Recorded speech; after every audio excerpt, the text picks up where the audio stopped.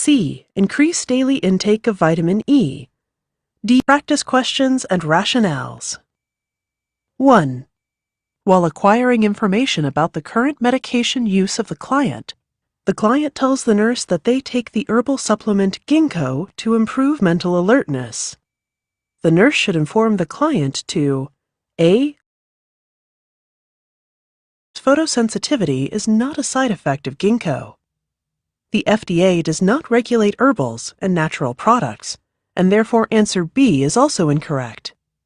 Lastly, the client does not need to take additional vitamin E, therefore answer C is also incorrect. 2. The client had medications to increase the risk of bleeding. Because of this, bruising or bleeding should be reported to the doctor. The nurse should inform the client to Section 2. Practice questions and rationales. 1. While acquiring information about the current medication use of the client tells the nurse that they take the herbal supplement ginkgo to improve mental alertness. The nurse should inform the client to A. Avoid any exposure to the sun whilst using ginkgo. B. Buy only brands with FDA approval. C. Increase daily intake of vitamin E. D. Report signs of bleeding or bruising to the doctor. Answer D is correct. Ginkgo interacts with many different medications to increase the risk of bleeding. Because of this, bruising or bleeding should be reported to the doctor. Answer A is incorrect because photosensitivity is not a side effect of ginkgo. The FDA does not regulate herbals and natural products, and therefore answer B is also incorrect. Lastly, the client does not need to take additional vitamin E, therefore answer C is also incorrect. 2. The client has a prescription for a calcium carbonate compound in order to neutralize stomach acid. The nurse should assess the client for A. Diarrhea, B. Constipation, C. Hyperphosphatemia, D. Hypomagnesemia. Answer B is correct. A client using calcium preparations will frequently develop constipation. Answers B, C, and D do not apply in this scenario. 3. Which of the following medications are Category X medications and therefore should not be taken by the client during pregnancy? A. Sulfasalin, B. Devonex, C. Levothyroxine, D. Minocycline, E. Tazorac. Answers B, D, and E are correct. Devonex, minocycline, and Tazorac are all medications under Category X and should therefore not be given during pregnancy because they are teratogenic. 4. Your client is taking alendronate sodium, Fosamax. Which instruction should you give to your client?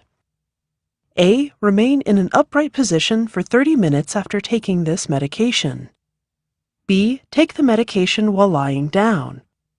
C. Force fluids while taking this medication. D. Take the medication together with estrogen. Answer A is correct. This drug causes gastric reflux, so the client should remain upright and take it with only water. Alendronate sodium is a drug used in the treatment of osteoporosis. Alendronate sodium should not be taken while lying down and should not be taken in conjunction with another medication or with estrogen. Notice, there is a clue in the name of the drug, fossa as in fossils. All the drugs in this category contain the syllable dronate.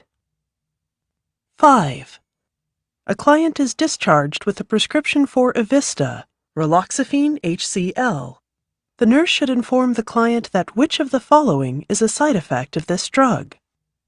A. Urinary frequency, B. Leg cramps, C. Hot flashes, D. Cold extremities. Answer C is correct. Evista is a drug used in the treatment of osteoporosis. The medication has an agonist effect, which binds with estrogen and which can cause hot flashes. The medication does not cause any of the other symptoms and answers A, B, and D are therefore incorrect. Notice, the E in Evista stands for estrogen. This medication is in the same category as the chemotherapeutic agent tamoxifen, Nolvadex, which is used for breast cancer. 6. The client, an elderly diabetic, is scheduled for a cardiac catheterization. The client has been taking metformin, glucophage. The nurse should instruct the client to A. Take the medication with only water prior to the exam. B. Take the medication as usual prior to the exam. C. Limit protein intake prior to the exam. D. Discontinue the medication prior to the exam. Answer D is correct. This is because glucophage can cause renal problems. The dye used in cardiac catheterizations is likewise detrimental to the kidneys. After the cardiac catheterizations, or until renal function returns, the client may be placed on sliding scale insulin for 48 hours. Note that B and D are opposites. B is incorrect because the client should stop taking the medication prior to the exam. Answer A is incorrect because taking glucophage with water is not necessary. And answer C is likewise incorrect because limiting protein intake prior to the exam has no correlation to the medication. Notice, the syllable phage means eating. 7. The client is taking furosemide, Lasix. Which of the following laboratory results should be of concern to the nurse? A. Sodium level of 140. B. Potassium level of 2.5. C. Glucose level of 110. D. Calcium level of 8.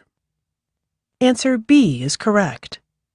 This is because furosemide, Lasix, is a loop diuretic.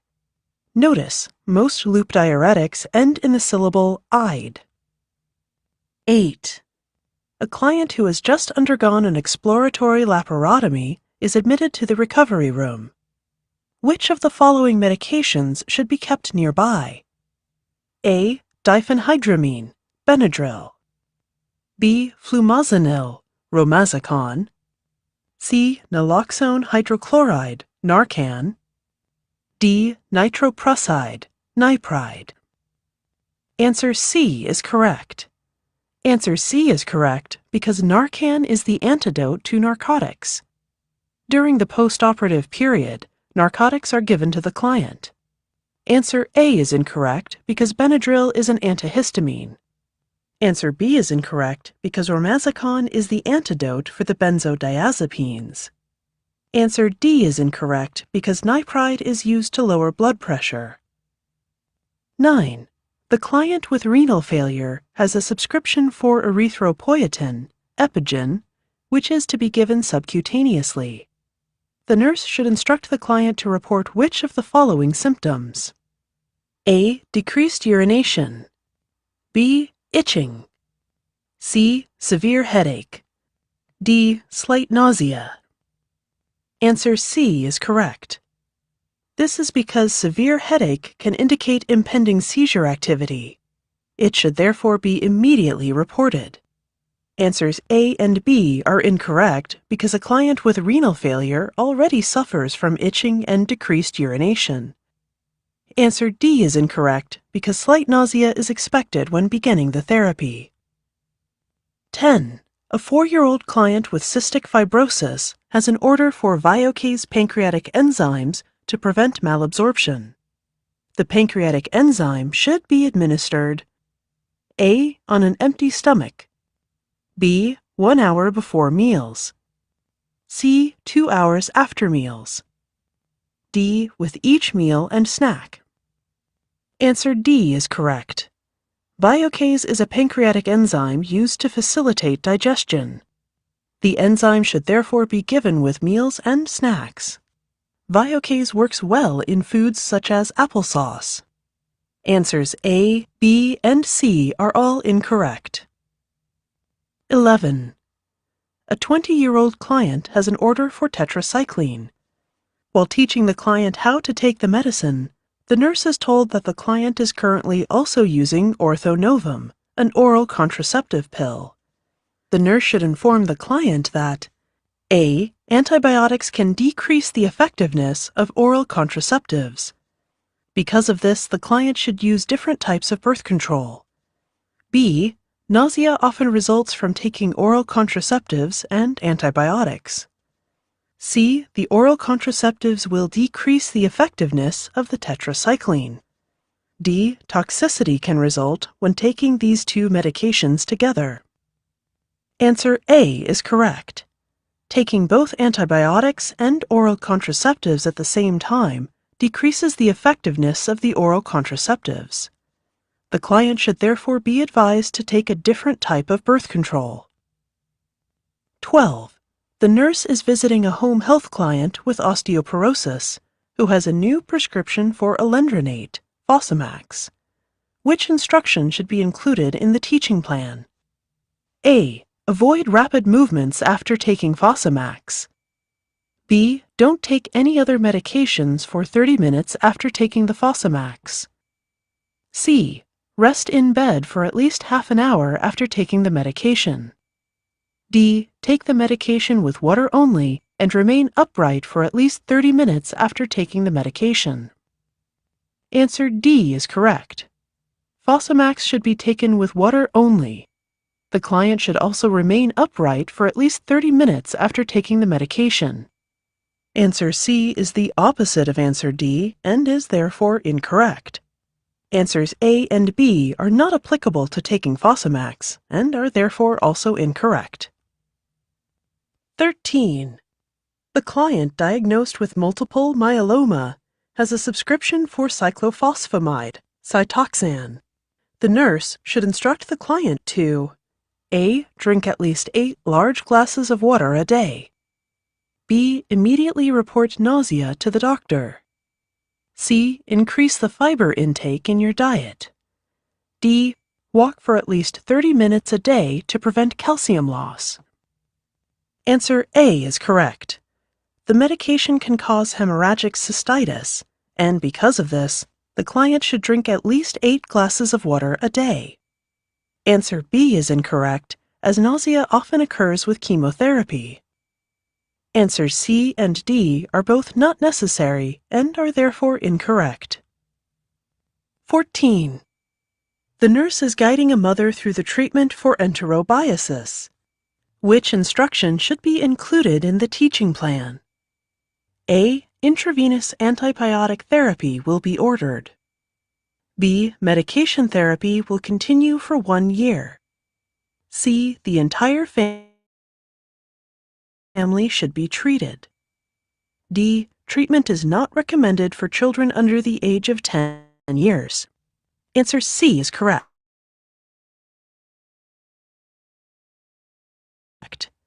Pinworms, enterobiasis,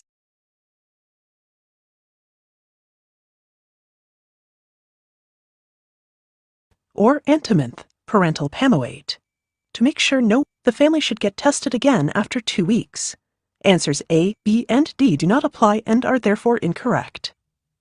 15. Lidocaine is a medication frequently prescribed for the client experiencing A. Atrial tachycardia, B. Heart block, C. Ventricular brachycardia, D. Ventricular tachycardia. Answer D is correct. Lidocaine increases the electric stimulation threshold of the ventricles without depressing the force of ventricular contractions, thereby exerting an antiarrhythmic effect. The medication is therefore used in the treatment of ventricular tachycardia. Answer A is incorrect because lidocaine is not used for atrial arrhythmias. Answers B and C are incorrect because lidocaine slows down the heart rate and is therefore not used for brachycardia or heart block. 16. The client is scheduled for a tensilon test to check for myasthenia gravis. Which of the following drugs should be kept available during the test? A. Atropine sulfate, B. Promethazine, C. Prostigmine, D. Furosemide. Answer A is correct. This is because atropine sulfate is the antidote for tensilon and is therefore used to treat cholinergic crises. Answers B, C, and D are all incorrect. Answer B is incorrect because promethazine is an antiemetic anti-anxiety medication.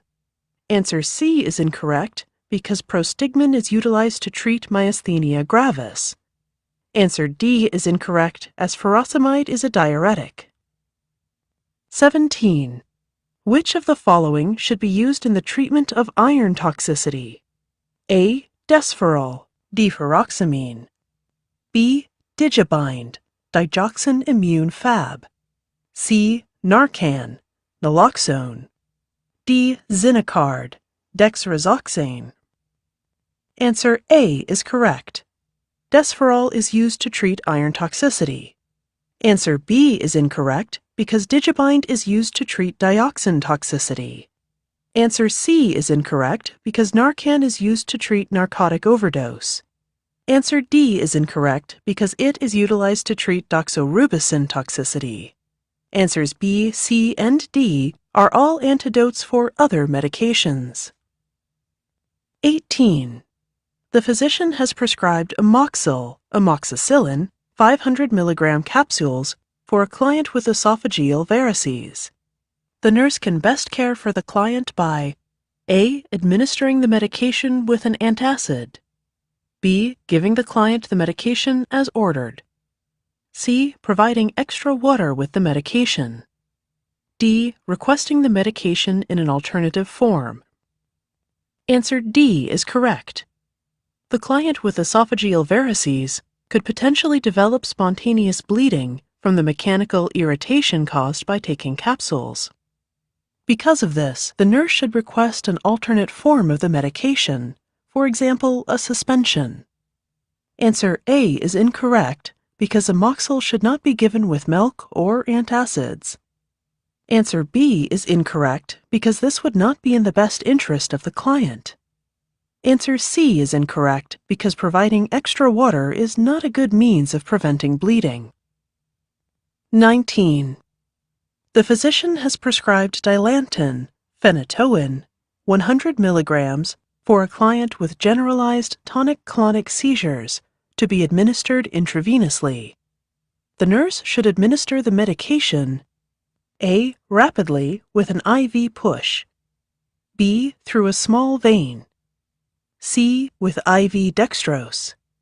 D. Slowly over 2 to 3 minutes. Answer D is correct.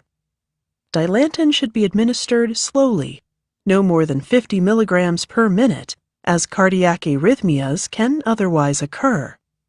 Answer A is incorrect because the drug must be administered slowly. Answers B and C are also incorrect. Dextrose solutions cause the medicine to crystallize in the line, and the medication should therefore be administered through a large vein in order to prevent purple glove syndrome. 20. The nurse finds that the respiratory rate of a post-operative client has dropped from 14 breaths per minute to 6 breaths per minute. The nurse gives the client Narcan, naloxone, as per standing order. After Narcan has been administered, the nurse should assess the client for A. Projectile vomiting. B. Pupillary changes. C. Sudden intense pain. D. Wheezing respirations. Answer C is correct. The medication Narcan is a narcotic antagonist that blocks the effects of the client's pain medication. Because of this, the client will experience sudden intense pain. Answers A, B, and D are incorrect because they do not relate to the condition of the client in relation to the administration of Narcan. 21. A client with congestive heart failure has been maintained with digoxin, lanoxin. Which of the following indicates that the drug is having a desired effect? A. Improved appetite. B. Increased pedal edema. C. Increased urinary output. D. Stabilized weight. Answer C is correct. The medication slows and strengthens the contraction of the heart. An increase in urinary output therefore shows that lanoxin is having a desired effect by eliminating excess fluid from the body. Answers A, B, and D are all incorrect. Answer A is incorrect because it is not related to the medication. Answer B is incorrect because pedal edema would decrease and not increase. Answer D is incorrect because the client's weight would decrease. 22. The physician has prescribed the medication basal gel, aluminum carbonate gel, for a client with recurrent indigestion. The nurse should inform the client of the side effects that come from using the medication, which include A. Confusion, B. Constipation, C. Diarrhea, D. Urinary retention. Answer B is correct. Constipation is a common side effect of basal gel, which is an antacid that contains aluminum. Answers A, C, and D are all incorrect, as they are not common side effects of the medication. 23. A client in labor has an order for Demerol, meperidine, 75 mg IM, which is to be administered 10 minutes before delivery. The nurse should A. Administer the medication as ordered. B. Administer the medication IM during the delivery to prevent pain from the episiotomy. C. Question the order. D. Wait until the client is placed on the delivery table, then give the medication. Answer C is correct. Giving a narcotic to a pregnant client close to the time of delivery can result in respiratory depression in the newborn. Because of this, the nurse should question the order. Answers A, B, and D are all incorrect for the very same reason. 24. The physician has ordered Synthroid, levothyroxine, for a client with myxedema. Which statement shows that the client understands the nurse's instruction regarding the medication? A. I will check my heart rate before taking the medication. B. I will take the medication every morning after breakfast. C. If I develop gastric upset, I will stop taking the medication. D. If I experience any visual disturbance, I will report this to my doctor. Answer A is correct. The client should be instructed and taught to check their heart rate before taking the medication. This is because Synthroid, levothyroxine, increases metabolic rate and cardiac output, and adverse reactions to the medication include tachycardia and dysrhythmias. Answer B is incorrect because the client does not need to take the medication after breakfast. Answer C is incorrect as the medication should not be stopped if the client develops gastric upset. Answer D is also incorrect because it has no relation to the medication.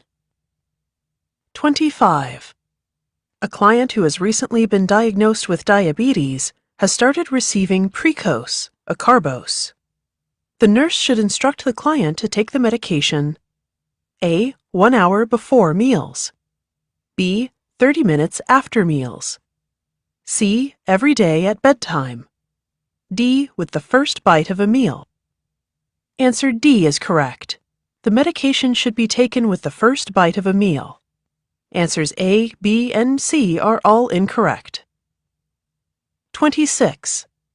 A 6-year-old client is being treated for an acute attack of asthma using racemic epinephrine, epinephrine hydrochloride, nebulizer stat. Which of the following indicates an adverse effect of this medication? A. Excitability, B. Heart rate 150, C. Nausea, D. Tremors. Answer B is correct. This is because hypertension and tachycardia are both adverse effects of epinephrine. Answers A, C, and D are all incorrect in this case, as those are expected side effects of racemic epinephrine. 27. The client is being treated with intravenous vancomycin for MRSA. The nurse notices redness of the neck and chest of the client. Place in ordered sequence the actions that the nurse should take. A. Administer Benadryl as ordered. B. Call the doctor.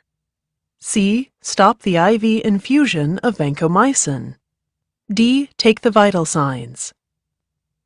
The correct order is C, D, B, A.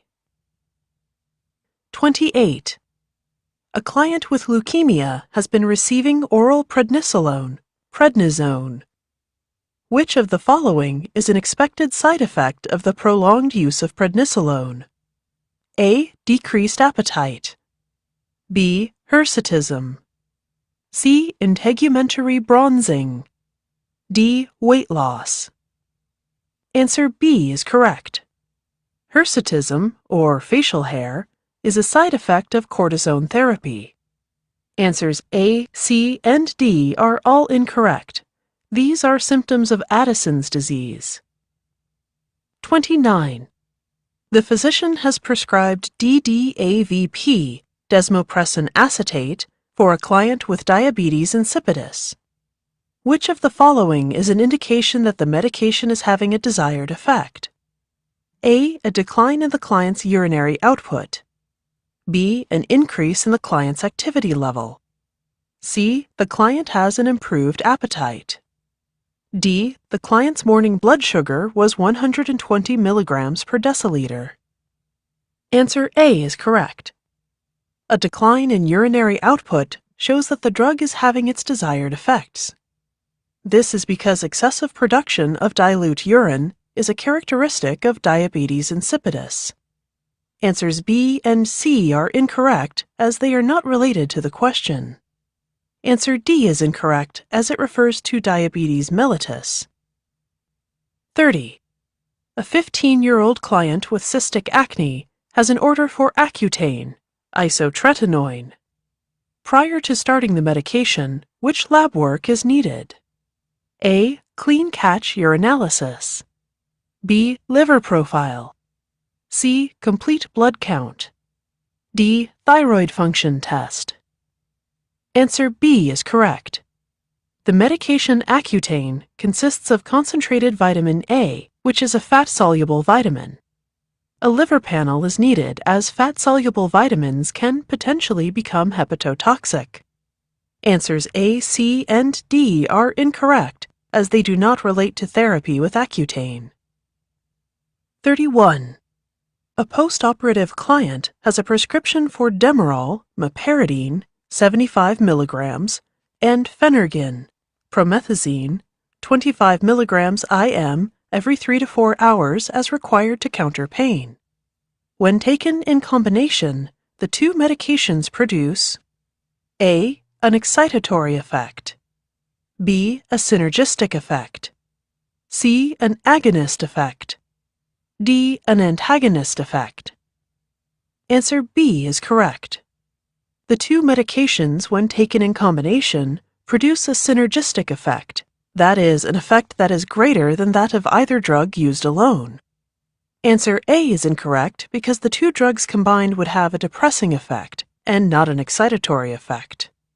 Answer C is incorrect because agonist effects are similar to those produced by chemicals normally present in the body. Answer D is incorrect because antagonist effects are those in which the actions of the medications oppose one another. 32. Prior to giving a client's morning dose of Lanoxin, digoxin, the nurse checks the apical pulse rate. She finds a rate of 54. The appropriate nursing intervention in this instance is to A. Administer the medication and monitor the heart rate. B. Record the pulse rate and administer the medication. C. Withhold the medication and notify the doctor. D. Withhold the medication until the heart rate increases. Answer C is correct. The appropriate nursing intervention in this scenario is to best provide for the client's safety by withholding the medication and notify the doctor. Answers A, B, and D are incorrect. 33. A client with schizophrenia has started receiving Zyprexa, olanzapine. 3 weeks later, the client develops severe muscle rigidity and elevated temperature.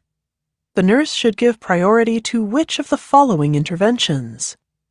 A. Administering prescribed anti-Parkinsonian medication. B. Ordering a CBC and CPK. C. Transferring the client to a medical unit. D. Withholding all morning medication. Answer A is correct.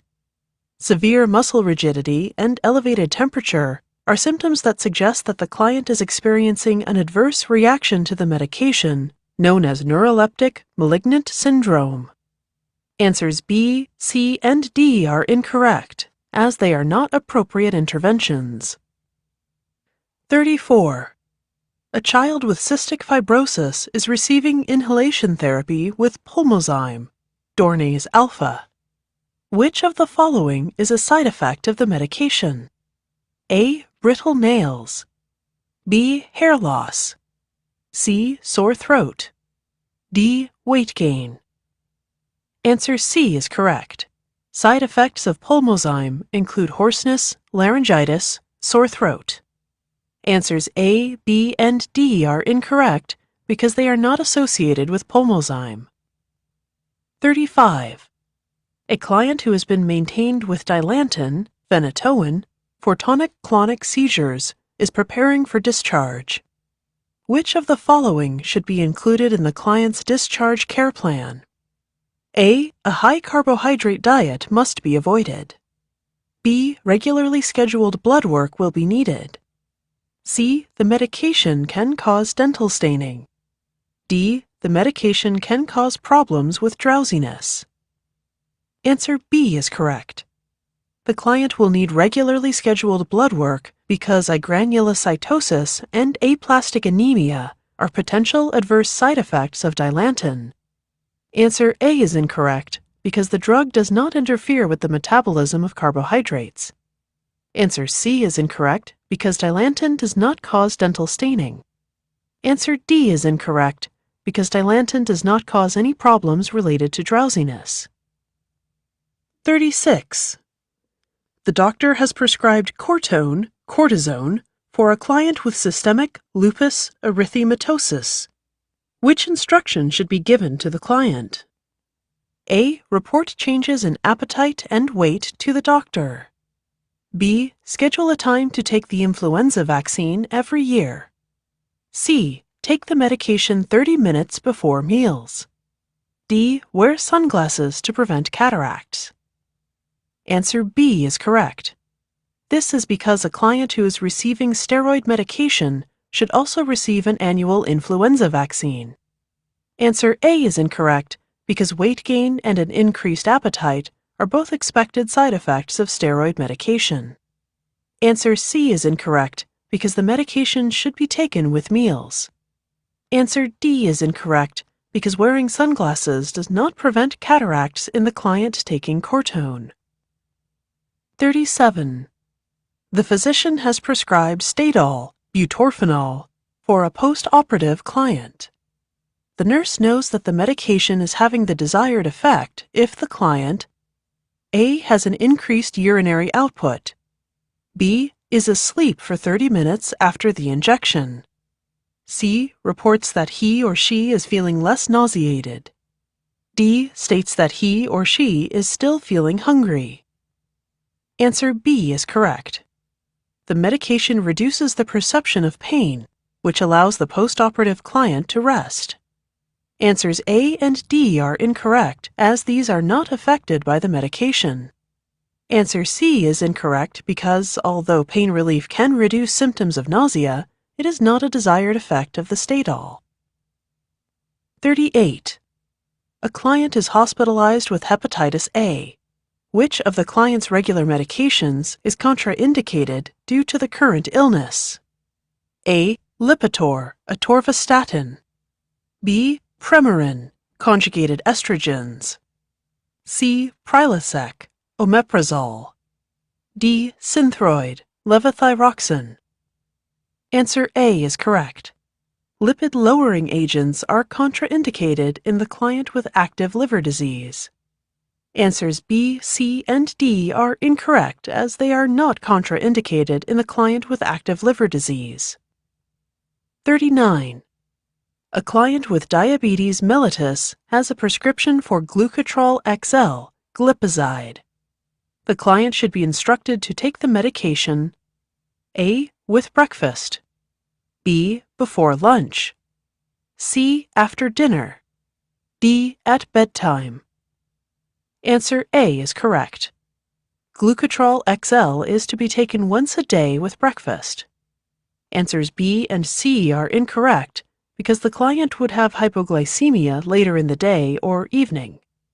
Answer D is incorrect because the client would also develop hypoglycemia while sleeping. 40. The physician has prescribed vancomycin, 500 milligrams IV every 6 hours for a client with MRSA. The medication should be administered in the following manner: A. IV push, B. Over 15 minutes, C. Over 30 minutes, D. Over 60 minutes. Answer D is correct. The medication should be given very slowly so as to prevent red man syndrome. Answer A is incorrect because vancomycin is not given IV push. Answers B and C are also incorrect because the medication should be administered at a slower rate. 41. The nurse calculates the amount of an antibiotic for injection to be administered to an infant. The amount of medication to be given is 1.25 milliliters. Which of the following is the correct way to administer the antibiotic? A. Administer the medication in one injection in the dorsogluteal muscle. B. Administer the medication in one injection in the ventrogluteal muscle. C. Divide the amount in 2 injections and administer one in the ventrogluteal muscle and one in the vastus lateralis muscle. D. Divide the amount into 2 injections and administer in each vastus lateralis muscle. Answer D is correct. This is because no more than 1 milliliter should be administered in the vastus lateralis of an infant.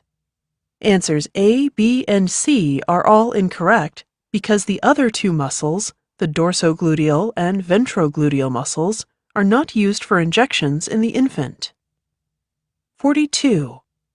A 65-year-old client with glaucoma is scheduled for a cholecystectomy. Which of the following drug prescriptions should the nurse question? A. Atropine, B. Demerol, meperidine, C. Phenergan, promethazine, D. Tagamet, cimetidine. Answer A is correct. This is because atropine increases intraocular pressure and is contraindicated in the client with glaucoma. Answers B, C, and D are incorrect, as they are not contraindicated in the client with glaucoma. 43.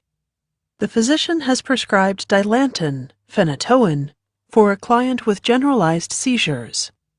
When planning the client's care, the nurse should A. Check the client's pulse prior to administering the medication.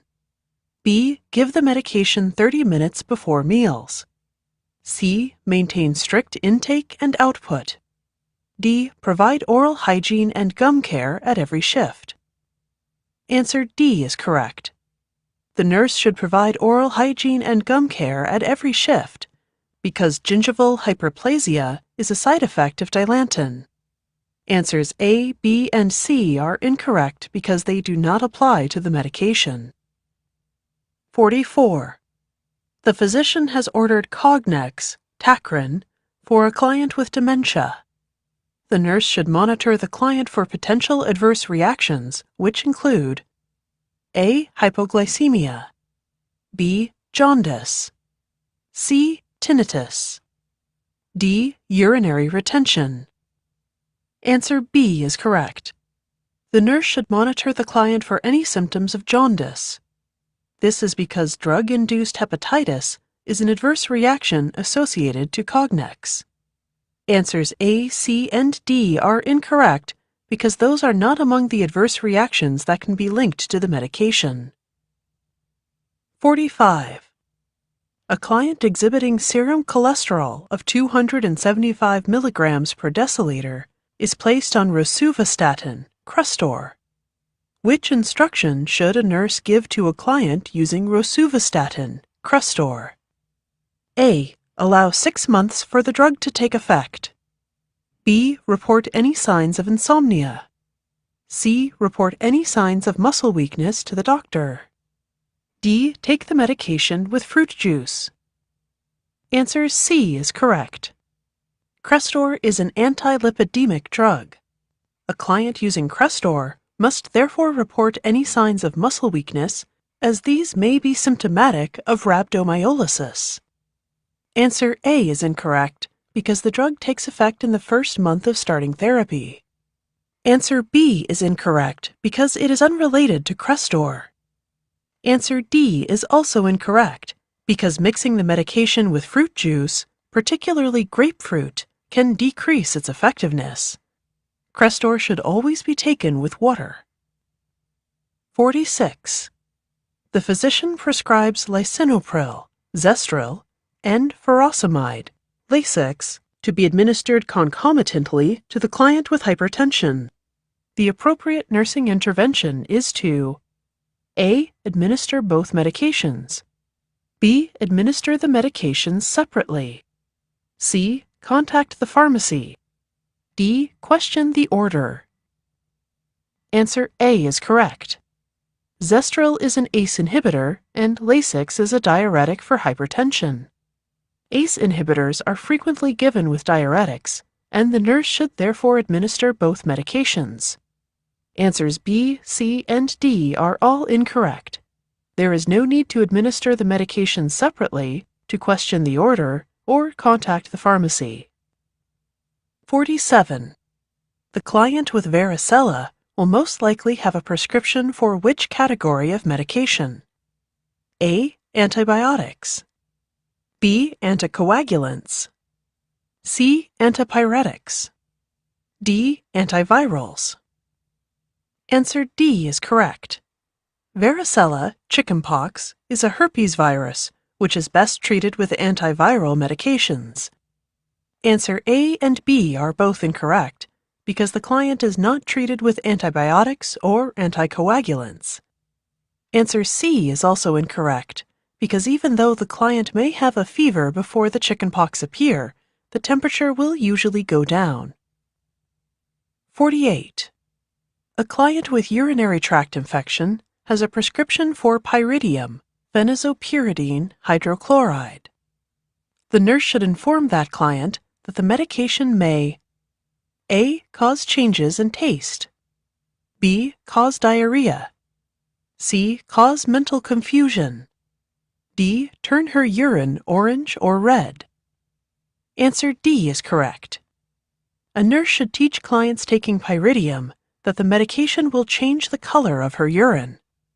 The medication, if taken in large doses, can also result in sclera and pale or yellowed skin.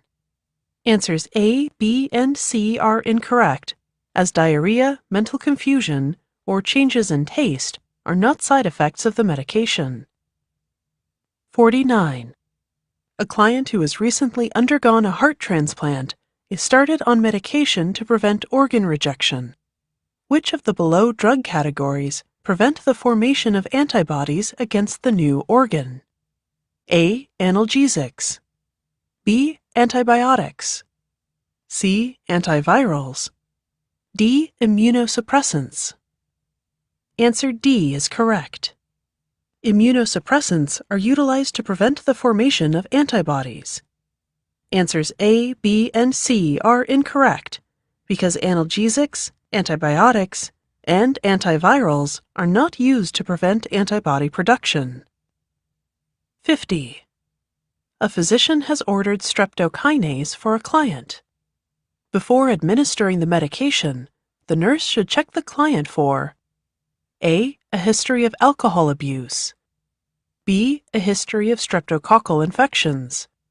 C. Allergies to pineapples and bananas. D. Prior therapy with phenytoin. Answer B is correct. This is because clients with a history of streptococcal infections could have antibodies that make streptokinase ineffective. Answers A, B, and D are incorrect. There is no reason to assess the client for a history of alcohol abuse, allergies to pineapples or bananas, and there is also no correlation to the use of phenytoin and streptokinase. 51. The nurse has received a pre-op order to administer Valium, diazepam, 10 milligrams, and Phenergan, promethazine, 25 milligrams. The correct process of administering these medications is to A. Question the order because the two medications cannot be given at the same time. B. Administer the Valium first and wait 5 minutes before injecting the Phenergan.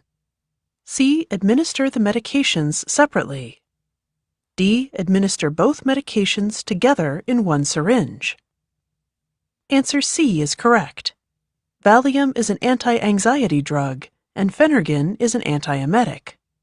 The medications should be administered separately, but can be given to the client at the same time. Answer A is incorrect because the two medications can be given to the same client. Answer B is incorrect, as there is no need to wait to inject the second medication. Answer D is incorrect, because Valium should not be given in the same syringe with other medications. 52. The physician has ordered Cobex, cyanocobalamin, for a client following a gastric resection. Which finding indicates that the medication is having its intended effect? A. Platelet count of 250,000 cubic millimeters. B. Neutrophil count of 4,500 cubic millimeters. C. HGB of 14.2 grams per deciliter. D. Eosinophil count of 200 cubic millimeters. Answer C is correct. The medication Cobex is an injectable form of vitamin B12, or cyanocobalamin. A lab finding showing an increase in HGB levels shows that the medication is effective. Answers A, B, and D are incorrect, as they are not indicative of the effectiveness of the medication. 53. A client with paranoid schizophrenia has a prescription for thorazine, chlorpromazine, 400 milligrams orally twice daily. Which of the following symptoms should immediately be reported to the physician? A. Lethargy, slurred speech, thirst. B. Fever, sore throat, weakness. C. Fatigue, drowsiness, photosensitivity. D. Dry mouth, constipation, blurred vision. Answer B is correct. Any symptoms of fever, sore throat, and weakness should be reported immediately. Agranulocytosis is a potential adverse effect of thorazine, which renders the client vulnerable to overwhelming infection. Answers A, C, and D are expected side effects, and there is therefore no need to notify the physician immediately. 54. The doctor has prescribed an infusion of osmotrol, mannitol, for a client with increased intracranial pressure. Which of the following findings indicates the direct effectiveness of the drug? A. An increased urinary output. B. An increased pupil size. C. An increased pulse rate. D. A decreased diastolic blood pressure.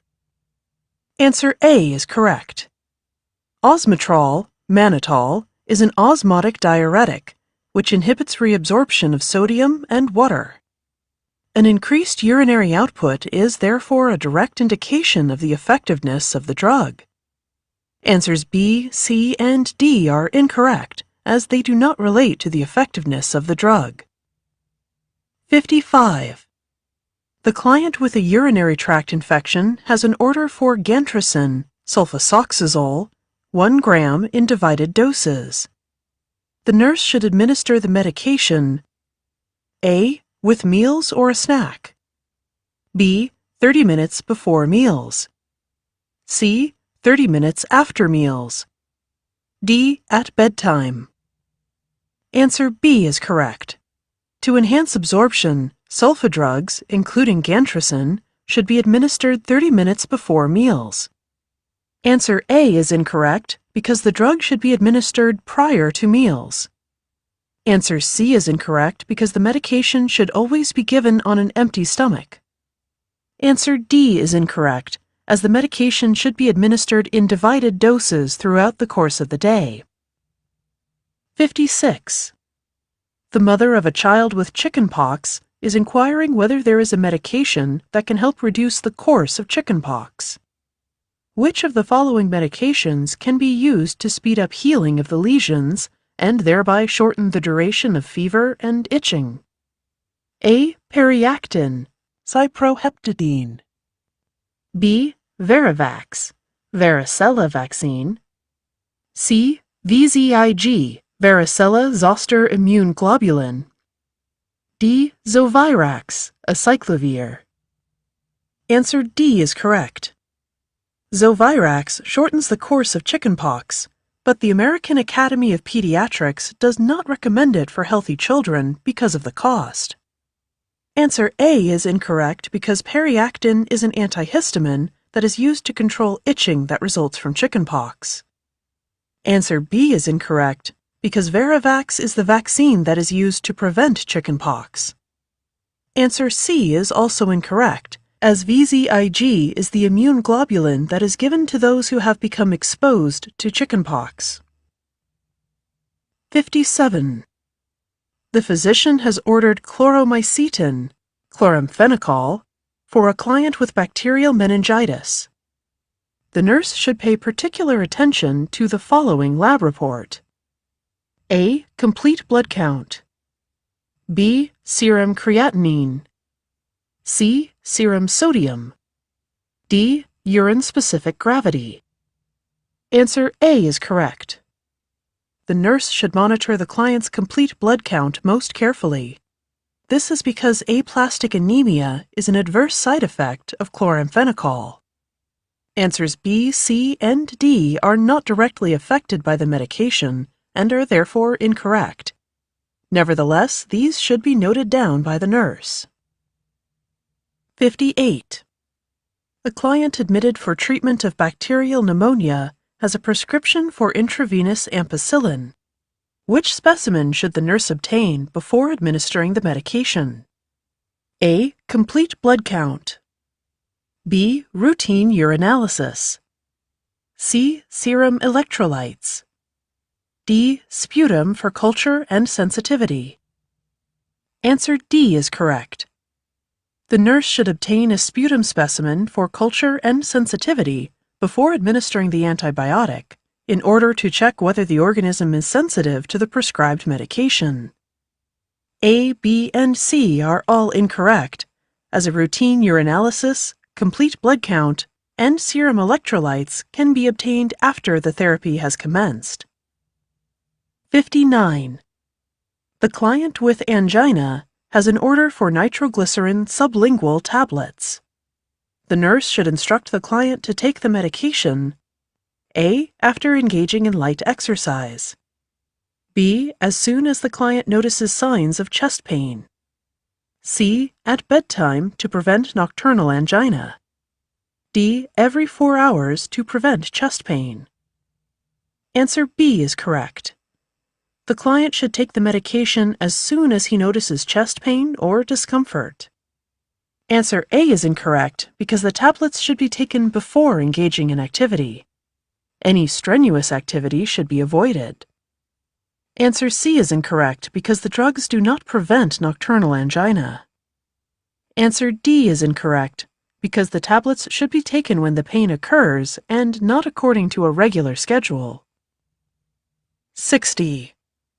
The client is maintained on Lugol's solution prior to a thyroidectomy. The nurse should instruct the client to A. Take the solution at bedtime. B. Take the medication with juice. C. Report changes in appetite. D. Avoid sunshine while taking the medication. Answer B is correct. Lugol's solution is a soluble solution of potassium iodine, and because of its bitter taste, it should be given with juice. Answer A is incorrect. Answer C and D are both unnecessary and therefore also incorrect. 61. A client is to receive dilantin, phenytoin, via a nasogastric NG tube. When administering the drug, the nurse should A. Administer the medication, flush with 5 milliliters of water, and clamp the NG tube. B. Flush the NG tube with 2 to 4 milliliters of water before administering the medication. C. Flush the NG tube with 2 to 4 ounces of water before and after giving the medication. D. Flush the NG tube with 5 milliliters of normal saline and give the medication. Answer C is correct. When administering the medication, the nurse should flush the NG tube twice with 2 to 4 ounces of water. That is, before and after giving the medication. Answers A and B are incorrect because insufficient amounts of water are used in both options. Answer D is incorrect because saline should not be used to flush the NG tube. 62. A client with pneumocystis carinii has an order for pentamidine, IV. While receiving the medication, the nurse should carefully monitor the client's A. Blood pressure, B. Heart rate, C. Respirations, D. Temperature. Answer A is correct. This is because hypotension is a severe toxic side effect of pentamidine. Answers B, C, and D are incorrect as they are unrelated. 63. A client in labor has received epidural anesthesia with Marcaine, bupivacaine. Epidural anesthesia produces vasodilation, which results in a decrease in blood pressure. To reverse the hypotension caused by epidural anesthesia, the nurse should have which medication nearby? A. Adrenaline, epinephrine, B. Dobutrex, dobutamine, C. Narcan, naloxone, D. Romazicon, flumazenil. Answer A is correct. The nurse should make sure to have adrenaline available to reverse hypotension. Answer B is incorrect because Dobutrex is an adrenergic, which increases cardiac output. Answer C is incorrect because Narcan is a narcotic antagonist. Answer D is likewise incorrect because Romazicon is a benzodiazepine antagonist. 64. 4 clients are to receive medication. Which client should the nurse prioritize? A. The client with abdominal surgery receiving Phenergan, promethazine, IM every 4 hours PRN for nausea and vomiting. B. The client with an apical pulse of 72 receiving Lanoxin, digoxin, PO daily. C. The client with labored respirations receiving a stat dose of IV Lasix, furosemide. D. The client with pneumonia receiving polycillin, ampicillin, IV-PB every 6 hours. Answer C is correct. The client receiving a stat dose of IV Lasix should be first to receive his medication. Answers A, B, and D are incorrect because these are regularly scheduled medications for clients whose conditions are more stable. 65. The physician has ordered an injection of morphine for a client with postoperative pain. Before giving the medication, the nurse should check the client's A. Blood pressure, B. Heart rate, C. Respirations, D. Temperature.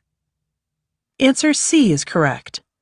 It is absolutely essential for the nurse to assess the client's respirations. This is because morphine is an opiate and can therefore severely depress the client's respirations. Answers A, B, and D are incorrect. 66. A client with AIDS tells the nurse that she regularly takes echinacea to boost her immune system. The nurse should inform the client that A. Herbals can interfere with the action of antiviral medication. B. Herbals have been shown to decrease the viral load. C. Supplements appear to prevent replication of the virus. D. Supplements have been proven effective in prolonging life. Answer A is correct. The nurse should advise the client to discuss the use of herbals with her doctor because herbal remedies such as echinacea can interfere with the action of antiviral medications. Answer B is incorrect, as it has not been shown that herbals can reduce the viral load. Answer C is incorrect, because herbals do not prevent replication of the virus. Answer D is incorrect, because it has not been shown that herbals can prolong life. 67. The physician has ordered Activase, alteplase, for a client admitted with a myocardial infarction. Which of the following is a desired effect of Activase? A. An increased tissue oxygenation. B. The destruction of the clot. C. The prevention of congestive heart failure. D. The stabilization of the clot. Answer B is correct. The desired effect of Activase, a thrombolytic agent, is to destroy the clot. Answer A is incorrect, because increased oxygenation is not a direct result of the medication. Answer C is incorrect, because Activase does not prevent congestive heart failure. Answer D is incorrect, because the medication does not stabilize the clot. 68. A client informs the nurse that she takes St. John's wort, Hypericum perforatum, 3 times a day to counter mild depression. The nurse should advise the client that A. It is safe to use the herbal with other antidepressants. B. She should avoid eating aged cheese.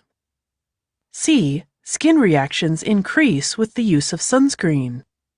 D. The herbal St. John's wort seldom relieves depression. Answer B is correct. The herbal St. John's wort has properties similar to those of monoamine oxidase inhibitors, MAOI. Therefore, eating foods high in tyramine, such as aged cheese, chocolate, salami, and liver, can result in a hypertensive crisis. Answer A is incorrect because the herbal should not be used in combination with MAOI antidepressants. Answer C is incorrect because use of a sunscreen prevents skin reactions to sun exposure. Answer D is likewise incorrect because St. John's wort can relieve mild to moderate depression. 69. A client with chronic pain is being treated with opioid administration via epidural route. Which medication should be kept nearby and available due to a possible complication of this pain relief procedure? A. Diphenhydramine, Benadryl. B. Ketorolac, Toradol. C. Naloxone, Narcan. D. Promethazine, Phenergan. Answer C is correct. Naloxone should be kept nearby as an antagonist for these medications. This is because respiratory depression can occur from the administration of opioids. Answers A, B, and D are not necessarily incorrect, as they might also be needed, but respiratory depression is the most important and most severe problem that could occur.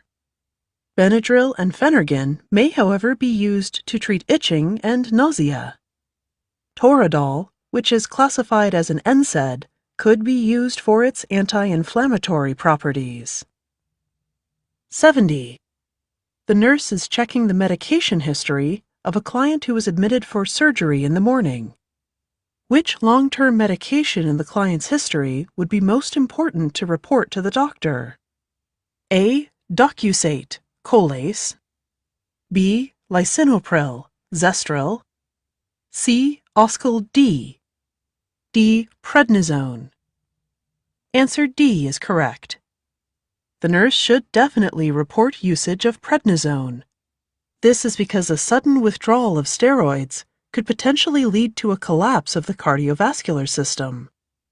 Answer A, B, and C are incorrect, as these are not so relevant in the maintenance of the steroids. Colace is a stool softener, Zestril is an ACE inhibitor used as an antihypertensive, and Oscal D is a calcium and vitamin agent. 71.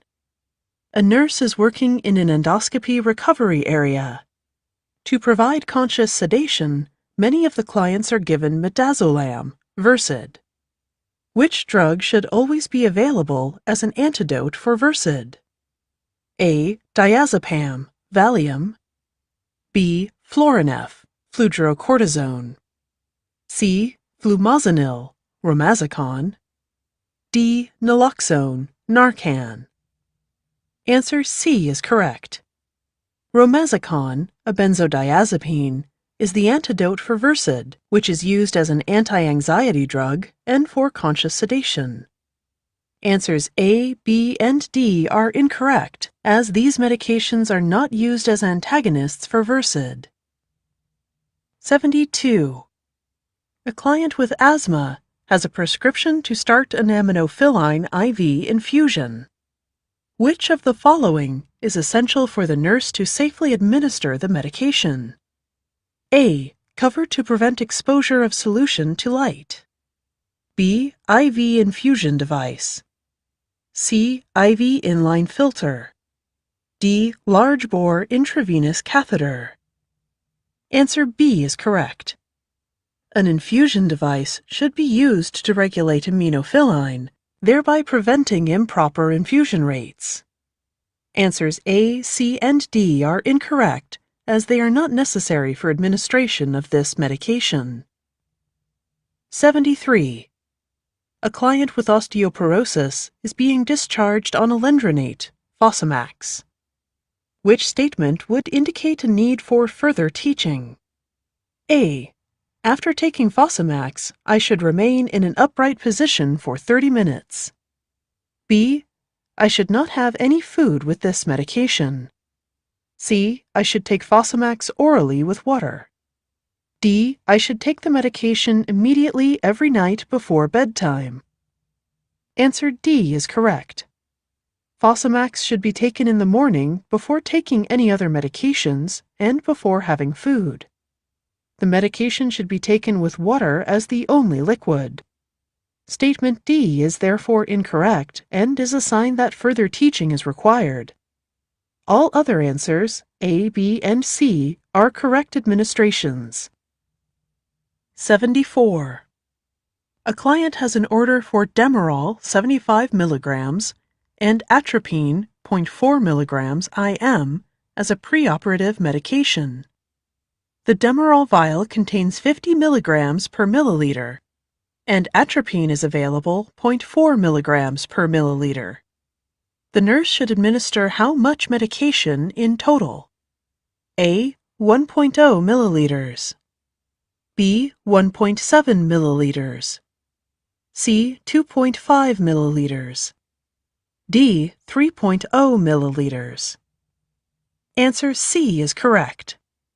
The calculated dosage of atropine is 1.0 milliliters, and the calculated dosage of Demerol is 1.5 milliliters, which comes to a total of 2.5 milliliters. Answers A, B, and D are all incorrect calculations. 75. The nurse is discharging a client with asthma with a prescription for Zafirlukast, Accolate. Which statement by the client would indicate a need for further teaching? A. I should take this medication when eating. B. If I'm already having an asthma attack, this drug will not stop it. C. My doctor might order liver tests while I'm on this drug. D. Should I experience any flu-like symptoms, I should report this to my doctor. Answer A is correct. The medication should be taken either 1 hour before or 2 hours after meals. This is to prevent slow absorption of the drug. Statement A is therefore incorrect and is a sign that further teaching is required. Answers B, C, and D are all correct statements. 76.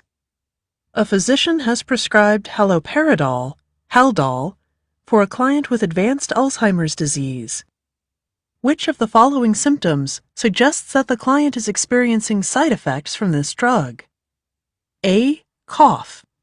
B. Diarrhea. C. Pitting edema. D. Tremors. Answer D is correct. When taking Haldol, tremors are an extrapyramidal side effect that can occur. Answers A, B, and C are all incorrect and are not side or adverse effects of the medication. 77. A client with Alzheimer's disease has an order for donepezil, Aricept. Which information should the nurse always include in the teaching plan for a client who is placed on Aricept? A. If a dose is skipped, take 2 the next time. B. Rise slowly because the medication can cause dizziness. C. Take the medication with meals. D. The pill can cause your heart rate to increase. Answer B is correct. Dizziness is a side effect of Aricept, and the client should therefore be advised to move slowly when rising from a sitting or lying position.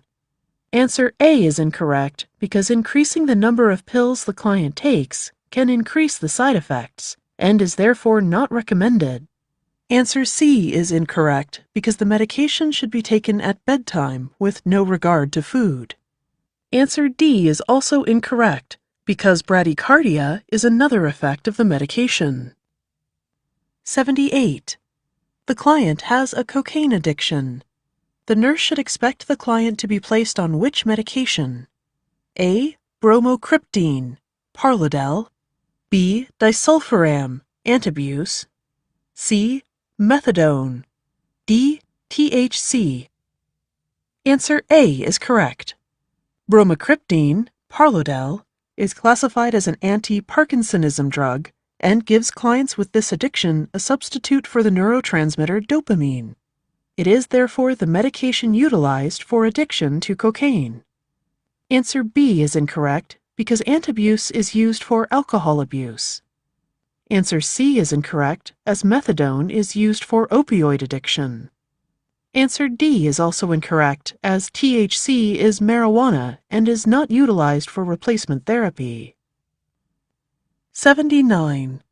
A client has been placed on the drug valproic acid, Depakine. Which of the following symptoms would indicate to the nurse that the client is experiencing an adverse reaction to the drug? A. Lethargy. B. Photophobia. C. Poor skin turgor. D. Reported visual disturbances. Answer A is correct. This is because lethargy could be an indication of hepatotoxicity.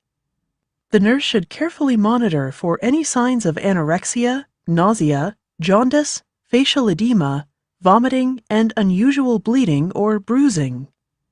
Answers B, C, and D are incorrect, as they are not clinical manifestations of adverse effects of the drug Depakine.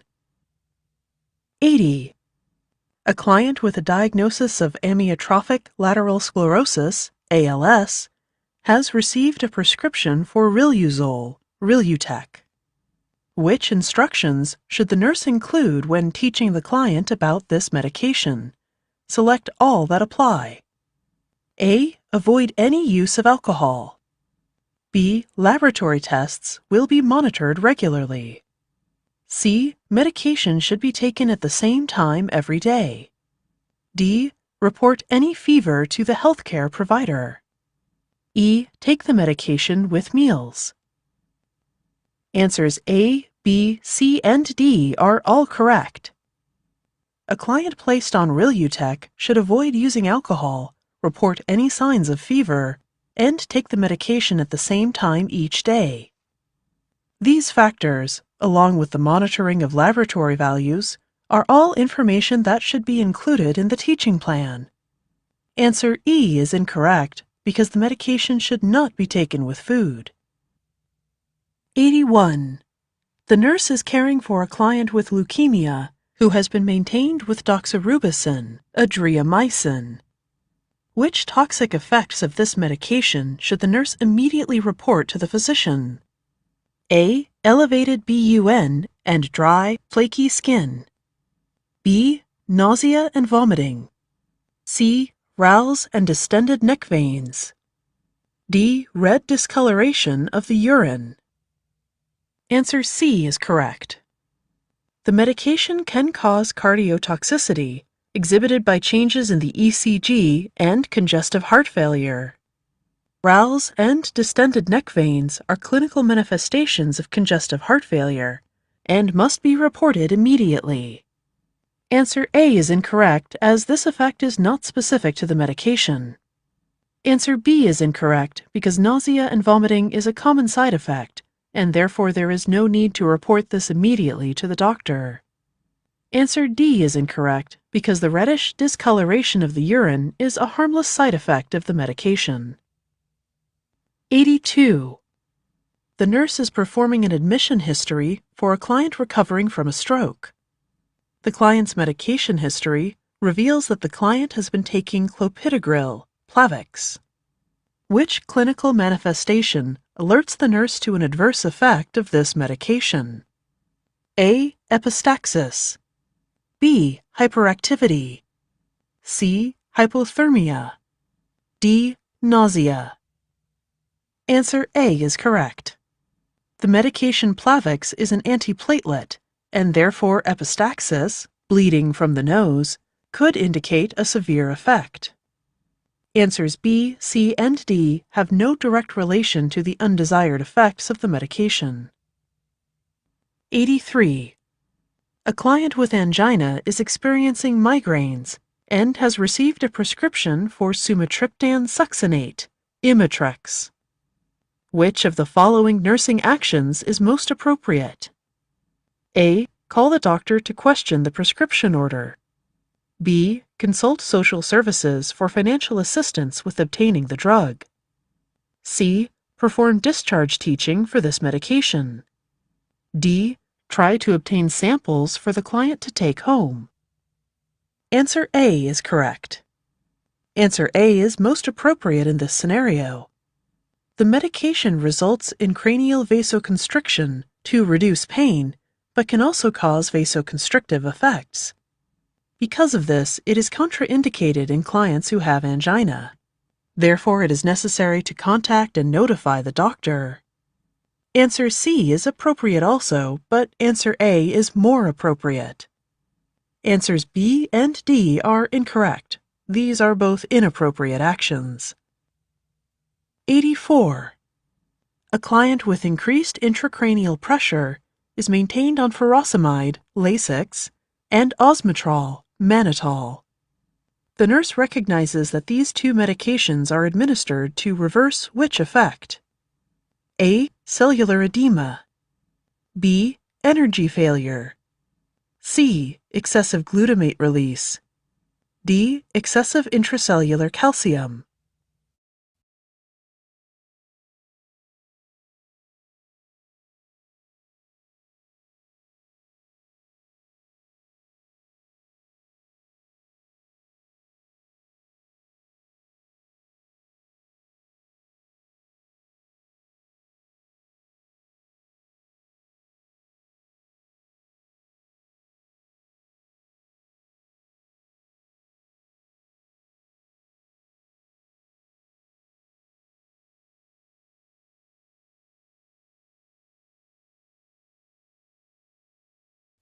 Answer A is correct. The medications Lasix and mannitol are given for their diuretic effects in decreasing cerebral edema. Answers C, B, and D are therefore incorrect. 85. A client has an order for cisplatin, Platinol. Which medication would the nurse expect to be ordered in order to reduce renal toxicity from the cisplatin infusion? A. Pamidronate, Aredia. B. Mesna, Mesnex. C. Dexrazoxane, Zinacard. D. Amifostine, Ethiol. Answer D is correct. The drug ethiol is used to reduce renal toxicity with cisplatin administration. Answers A, B, and C are therefore incorrect, as these drugs are cytoprotectants which are not utilized for cisplatin administration. 86. A client with a ruptured cerebral aneurysm has received an order for nimodipine Nimotop. Which of the following is a desired effect of this drug? A. Restoration of a normal blood pressure reading. B. Prevention of the influx of calcium into cells. C. Prevention of the inflammatory process. D. Dissolving the clot that has formed. Answer B is correct. The medication Nimotop is a calcium channel blocker that is used to prevent calcium influx. The causation of vasospasm of the blood vessel is thought to be related to this calcium influx. Because of this, Nimotop is administered to prevent this. Answers A, C, and D are incorrect as they do not describe the action of this drug. 87. The client with erosive gastritis has been placed on Nexium, esomeprazole. The nurse should administer the drug A. With each meal. B. In a single dose at bedtime. C. 30 minutes before a meal. D. 30 minutes after meals. Answer C is correct. This is because Nexium is a proton pump inhibitor that should be taken before meals. Answers A, B, and D are incorrect administration times for proton pump inhibitors like Nexium. 88. The doctor has ordered ranitidine, Zantac, for a client with erosive gastritis. The nurse should give the medication A. 30 minutes before meals. B. With each meal. C. In a single dose at bedtime. D. 60 minutes after meals. Answer B is correct. This is because Zantac, ranitidine, is a histamine blocker that should be taken with meals for optimal effect. Note, however, that Tagamet, cimetidine, is a histamine blocker that can be given in one dose at bedtime. Answers A and D are incorrect, as neither of these drugs should be given before or after meals. 89. A client with gallstones and obstructive jaundice is experiencing severe itching. The doctor has ordered cholestyramine, Questran, and the client requested information as to how this medication works. Which of the following statements is the best response a nurse can give? A. It binds with bile acids and is secreted in bowel movements with stool. B. It blocks histamine, thereby reducing the allergic response. C. It decreases the amount of bile in the gallbladder. D. It inhibits the enzyme responsible for bile excretion. Answer A is correct. Questran works by binding the bile acid in the GI tract and eliminating it. This reduces the itching sensation associated with jaundice. Answers B, C, and D are incorrect, as they are not answers as to how the medication works to decrease itching. 90. The nurse is looking after a client who abuses narcotics. The client is exhibiting a respiratory rate of 10 and dilated pupils. Which medication should the nurse expect to administer? A. Chlordiazepoxide, Librium. B. Haloperidol, Haldol. C. Meperidine, Demerol. D. Naloxone, Narcan. Answer D is correct. The nurse should expect to administer Narcan. This is because the client is exhibiting signs of respiratory depression from the use of narcotics, and therefore requires an antagonist to reverse the effects.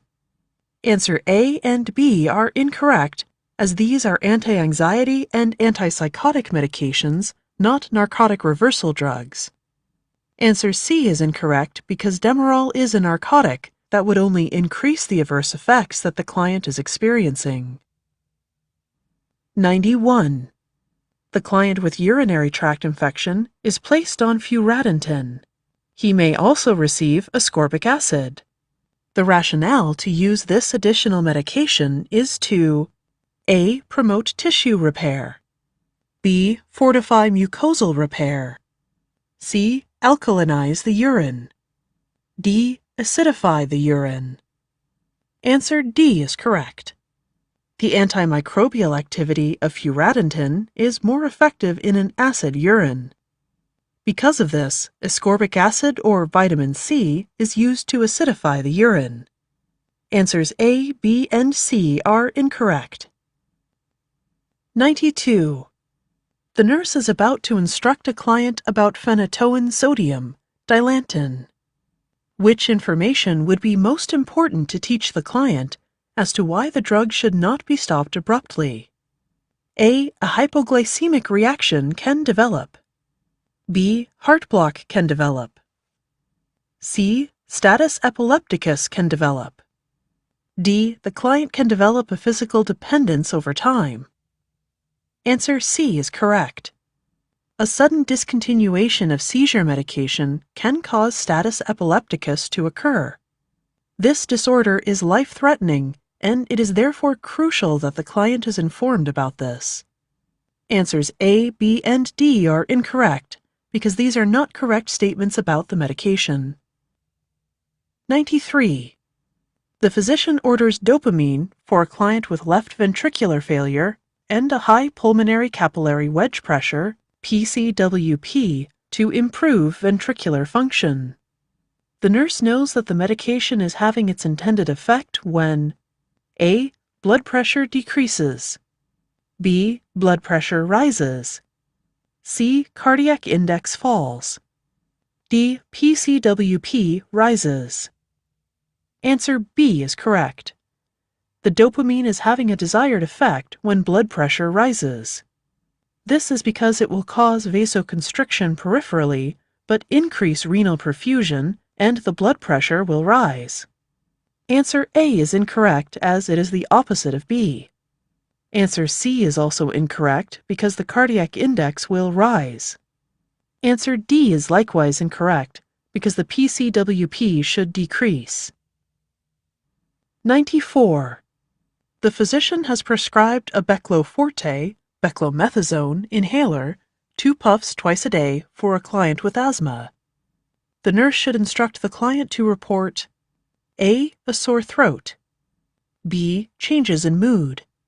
C. Difficulty in sleeping. D. Increased weight. Answer A is correct. This is because clients on steroid medications, including beclomethasone, can develop adverse side effects, such as oral infections with Candida albicans. Both a sore throat and white patches on the oral mucosa are symptoms of Candida albicans and must therefore be reported immediately. Answers B, C, and D are incorrect because increased weight, difficulty sleeping, and changes in mood are all expected side effects of the medication. 95. The nurse visits a home client with hypertension who has been maintained on a daily dose of methyldopa, Aldamet. The client informs the nurse that they have been experiencing symptoms of lethargy and drowsiness. The appropriate nursing intervention would be to A. Ask the physician to order a different antihypertensive. B. Explain to the client that these are expected side effects. C. Report the negative side effects to the physician to have the dose reduced. D. Suggest that the client take the medication at bedtime and to reevaluate next time. Answer D is correct. These side effects may be present with this drug, but can be alleviated if the drug is taken in the evening. Taking one dose in the evening can often minimize the sedation. The nurse should nevertheless report the side effects to the physician and follow up with the client. Answers A, B, and C are incorrect. 96.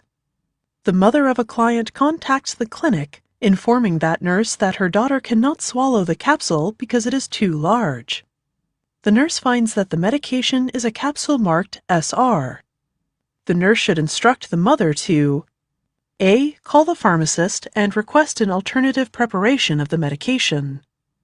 B. Crush the medication and administer it with 8 ounces of liquid.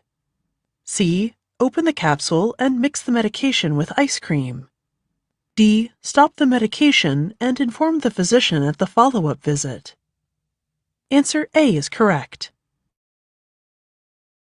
SR stands for sustained release, and these medications cannot be altered. The mother should therefore be instructed to request an alternative preparation of the medication from the pharmacist. Answers B and C are incorrect because crushing or opening the capsule is not allowed. Answer D is also incorrect, as it is not necessary to notify the doctor immediately. 97. The client with rheumatoid arthritis has been placed on aspirin 20 grains 3 times daily and prednisone 10 milligrams twice daily for 2 years. The most important assessment the nurse should make is whether the client has experienced A. Blurred vision, B. A decreased sense of appetite, C. Headaches, D. Tarry stools. Answer D is correct. This is because aspirin impedes clotting by blocking prostaglandin synthesis. This can lead to bleeding. A common side effect of the medication prednisone is gastric irritation, which can likewise lead to bleeding. Tarry stools indicate bleeding in the upper GI system, which should be immediately reported. Answers A, B, and D are incorrect. Although these should also be noted and reported, they are not the most important assessment for the nurse to make and are therefore incorrect. 98. A client scheduled for disc surgery informs the nurse that she frequently uses the herbal supplement kava kava, Piper methysticum. The nurse should immediately report this to the doctor because kava kava A. depresses the immune system, so infection is more of a problem. B. eliminates the need for antimicrobial therapy following the surgery. C. increases the effects of anesthesia and postoperative analgesia. D. increases urinary output, so a urinary catheter will be needed postoperatively. Answer C is correct. The herbal kava kava can increase the effects of anesthesia and postoperative analgesia. Answers A, B, and D are incorrect because they are not related to the use of kava kava. 99. The physician has ordered several medications, including beta blocker atenolol, for a client with congestive heart failure. The client requested information as to how this medication works. Which of the following statements is the best response a nurse can give? A. It causes vasodilation of coronary vessels. B. It increases the heart rate and forces contraction. C. It decreases the heart rate and forces contraction. D. It reduces myocardial oxygen demands. Answer C is correct. Beta blockers decrease the heart rate and force contraction, thereby reducing vasoconstriction by antagonizing beta receptors in the myocardium and vasculature. Answers A and D are incorrect, as they refer to the action of nitrates and calcium channel blockers, such as diltiazem. Answer B is also incorrect, because it is the opposite of answer C, and therefore untrue. 100. A client with a detached retina has just been admitted, and surgery has been scheduled. The nurse knows that the pre-op ophthalmic medication most likely to be ordered for the client will be A. Atropine sulfate, B. Carbamolcolin, C. Pilocarpine, D. Timolol maleate. Answer A is correct. This is because the medications used pre-op to widely dilate the pupil are mydriatic drugs. Both atropine sulfate and epinephrine HCl are commonly used. Answer B and C are incorrect because these are miotics used for certain types of lens implants and glaucoma. Answer D is also incorrect because timolol maleate is a beta blocker used for glaucoma. 101. A client is about to be discharged with an order for bishydroxycoumarin, dicumarol. Which instructions should be included in the teaching plan? A. The client should shave with an electric razor. B. The client should take the medication prior to eating. C. It is for the physician to teach the client about the medication. D. If the client misses a dose, he should take a double dose next time. Answer A is correct. The medication dicumarol is an anticoagulant drug, and because of this, one of the dangers is bleeding. Using a safety razor can lead to bleeding through cuts, and the client should therefore use an electric razor. Answer B is incorrect because although the drug should be taken at the same time every day, there is no relation to meals. Answer C is incorrect, and answer D is also incorrect because due to the danger of bleeding, missed doses should not be made up. Section 3. Pharmacology Study Checklist. 1. 3 areas of pharmacology. It's important to remember that pharmacology includes 3 areas. Pharmacokinetics. This is the study of how medications are absorbed, metabolized, distributed, and excreted by the body. Pharmacokinetics is particularly relevant when it comes to clients with renal or liver disease, or elderly clients who frequently encounter difficulties when it comes to metabolizing and excreting medications. Pharmacodynamics. This is the study of how medications are used by the body. Pharmacotherapeutics. This is the study of how the client responds to the drug. 2. Pharmacology in nursing practice. In nursing practice, nurses are expected to apply their knowledge of pharmacology in order to recognize common uses, side effects, and adverse effects of their client's medication, meet the learning needs of their client, challenge medication errors. Test takers need to remember the medication classifications commonly used in medical and surgical settings and their effects on the body. Antacids. Antacids reduce hydrochloric acid in the stomach. Constipation is a common side effect of calcium and aluminum-based antacids.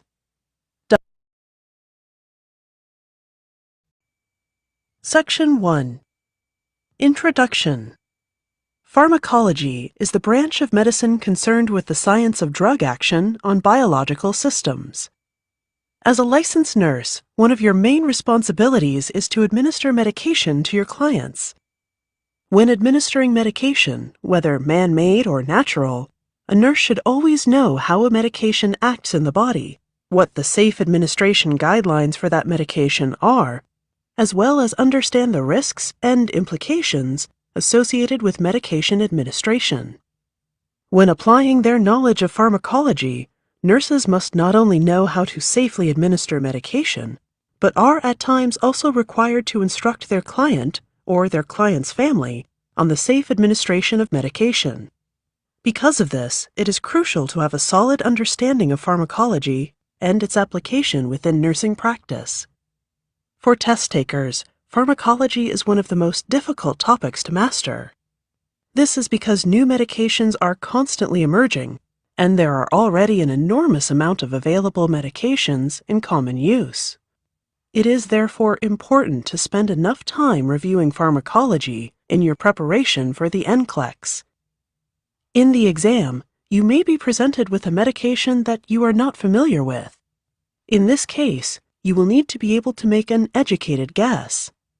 In this guide, you will be provided with strategies and guidelines that you can apply in order to make an educated guess. This guide begins with over 100 topic-specific practice questions to test your knowledge and pinpoint your strengths and weaknesses with pharmacology. All answers to the questions are given with detailed rationales to further your understanding of the topic. In the following sections, you can then go on to recap your knowledge by using the concise summaries of the topics and key facts that you need to remember for the exam. Smart study strategies are outlined in the penultimate section of this guide. This will put you on a steady path to achieving success on your NCLEX exam. Remember that ambition is the first step to success. The second step is action, hard work, and determination. Purchasing this guide is an indication of your ambition. Now it's time to get to work. Best wishes, Eva Reagan. Section 2. Practice questions and rationales.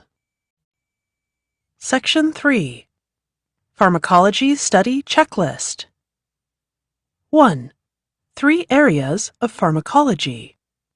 It's important to remember that pharmacology includes 3 areas. Pharmacokinetics. This is the study of how medications are absorbed, metabolized, distributed, and excreted by the body. Pharmacokinetics is particularly relevant when it comes to clients with renal or liver disease, or elderly clients who frequently encounter difficulties when it comes to metabolizing and excreting medications. Pharmacodynamics. This is the study of how medications are used by the body. Pharmacotherapeutics. This is the study of how the client responds to the drug. 2. Pharmacology in nursing practice.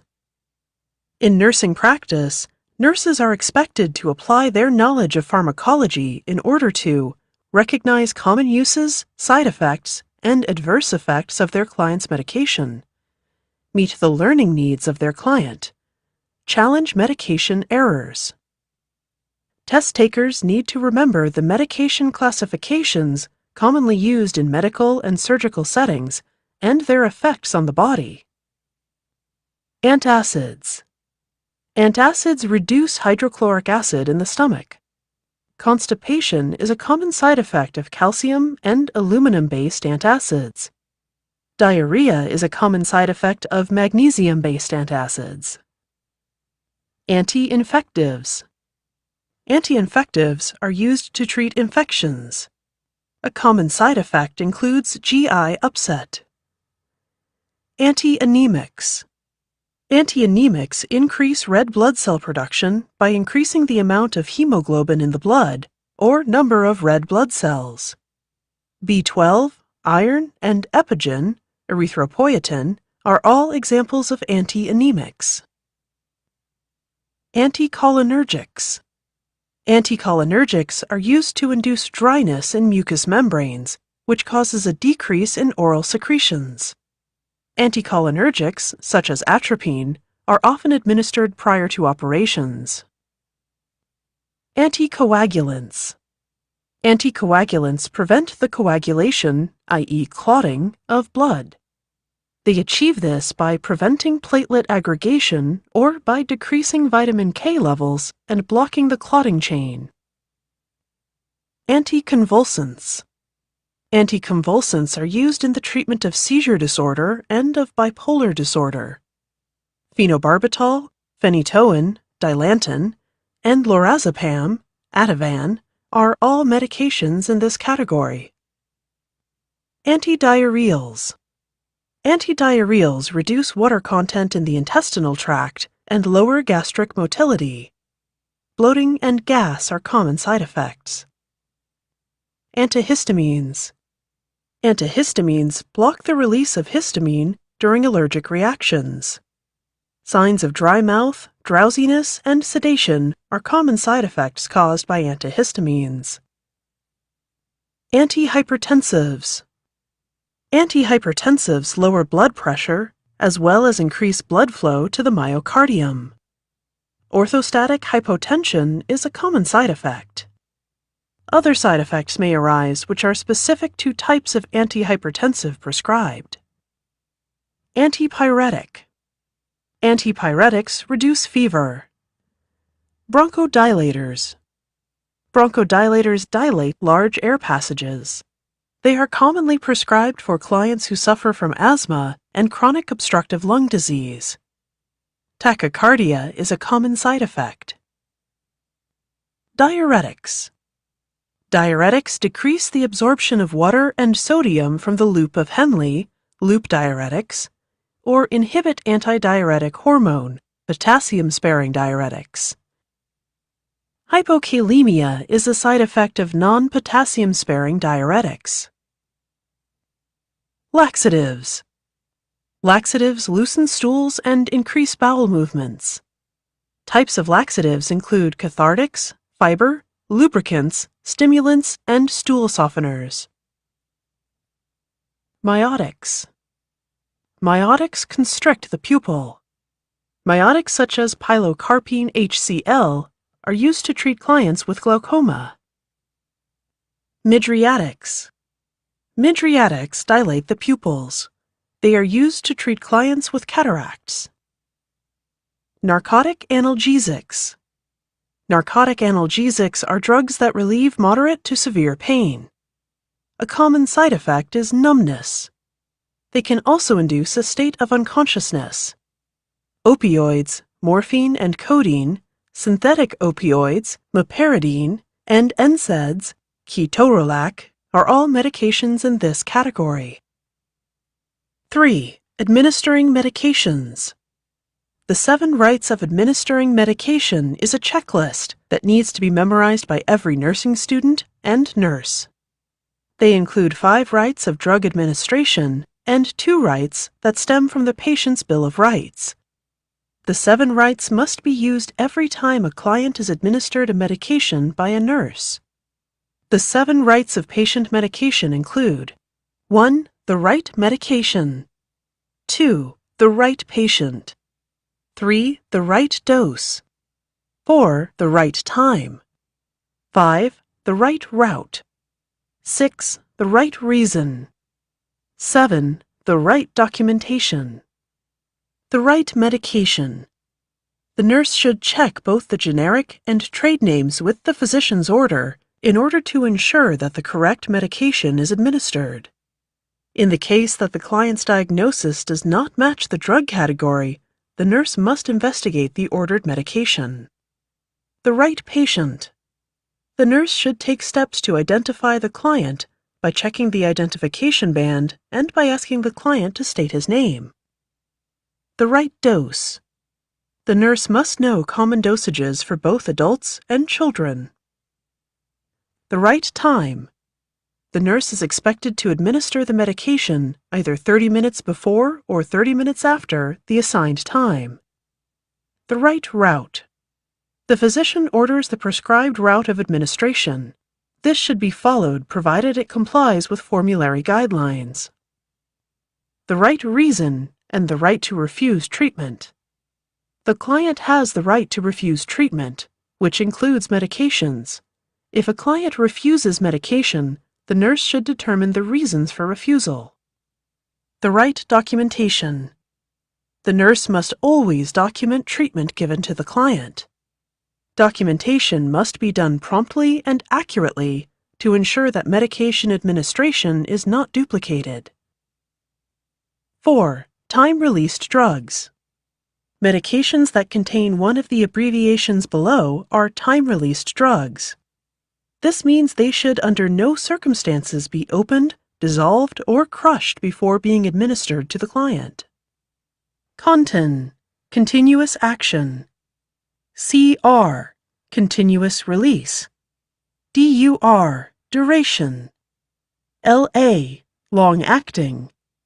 SA, sustained action. SR, sustained release. Enteric-coated tablets and caplets. These are medications that are coated with a thick shell. This allows for the medication to be absorbed more slowly and prevents the medication from being absorbed in the upper GI tract. Spansules. These are capsules that contain time-released beads that are released slowly. If the client cannot swallow a time-released medication, then the physician should be notified in order to obtain a different preparation for the client. The nurse should never alter the preparation. 5. Drug schedules. Nurses and nursing students must also know the various drug schedules. This will no doubt crop up in questions relating to safety. Schedule 1. Not currently accepted for medical use and are for research use only, for example, LSD. These are drugs with high potential for abuse. Schedule 2. These drugs have a high potential for abuse and therefore require a written prescription for each refill. Examples of drugs under this schedule include narcotics, stimulants, and barbiturates, for example. No telephone renewals are allowed. Schedule 3. These require a new prescription after 6 months or 5 refills. Examples of drugs under this schedule include codeine, steroids, and antidepressants. Can be ordered by telephone. Schedule 4. These require a new prescription after 6 months, e.g. benzodiazepines. Schedule 5. These can be dispensed as any other prescription or without prescription if state law allows. Examples of drugs under this schedule include antidiarrheals and antitussives. 6. Pregnancy categories. One can never say whether it is 100% safe to use a medication on a pregnant client. Because of this, medications are split up into categories of safety by risk level. There are certain categories of medication a pregnant client must avoid, and it is important for a nurse to be aware of these categories. Knowledge of these categories is also likely to be tested on the NCLEX exam. Category A. The safest drugs to take during pregnancy, no risk to fetus. Category B. Insufficient data to use in pregnancy. Studies for fetal effects in animals have found no risks, but no adequate studies on pregnant women are available. Category C. Potential benefits of medication may warrant use of this medication on pregnant women despite potential risks. Category D. Risk to fetus exists, but potential benefits of the medication could outweigh the probable risks. Category X. There is positive evidence of human fetal risk. Avoid use of these medications in pregnancy or in those who may become pregnant. Potential risks to the fetus outweigh the potential benefits.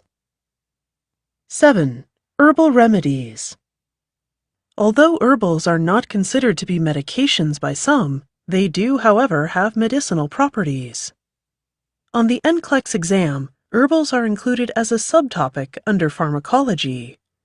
The following is a list of the most common herbals used and the necessary guidelines a nurse or nursing student should be aware of. Echinacea. Uses: to treat fevers, colds, and urinary tract infections. Reactions: this herbal can potentially interfere with methotrexate, ketoconazole, and immunosuppressive agents. Feverfew.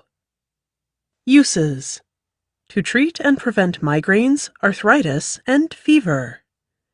Reactions: this herbal should not be taken in conjunction with aspirin, NSAIDs, Coumadin, thrombolytics, or antiplatelet medications. This is because it will prolong the bleeding time. Ginkgo. Uses: this herbal improves memory and can be used to treat depression. Ginkgo also promotes peripheral circulation. Reactions: this herbal should not be taken with MAO inhibitors, anticoagulants, or antiplatelets. This is because it increases the bleeding time in clients taking NSAIDs, cephalosporins, and valproic acid. Ginkgo should also be avoided by clients with seizure disorders because it can exacerbate seizure activity. Ginseng. Uses: ginseng is used as an anti-inflammatory. This herbal enhances the immune system, improves mental and physical abilities, and has estrogen effects. Reactions: ginseng decreases the effects of anticoagulants and NSAIDs. This herbal must be avoided by clients taking corticosteroids. This is because ginseng and corticosteroids, when taken in combination, can result in extremely high levels of corticosteroids. High doses cause liver problems. Clients with hypertension and bipolar disorder must be cautioned regarding the use of ginseng because it can interfere with medications used to treat these disorders. Kava kava. Uses. Kava kava is used to treat insomnia as well as mild muscle aches and pains. Reactions. This herbal increases the effect of central nervous system (CNS) suppressants and decreases those of levodopa. The use of kava kava can also increase the effect of MAOIs and cause liver damage.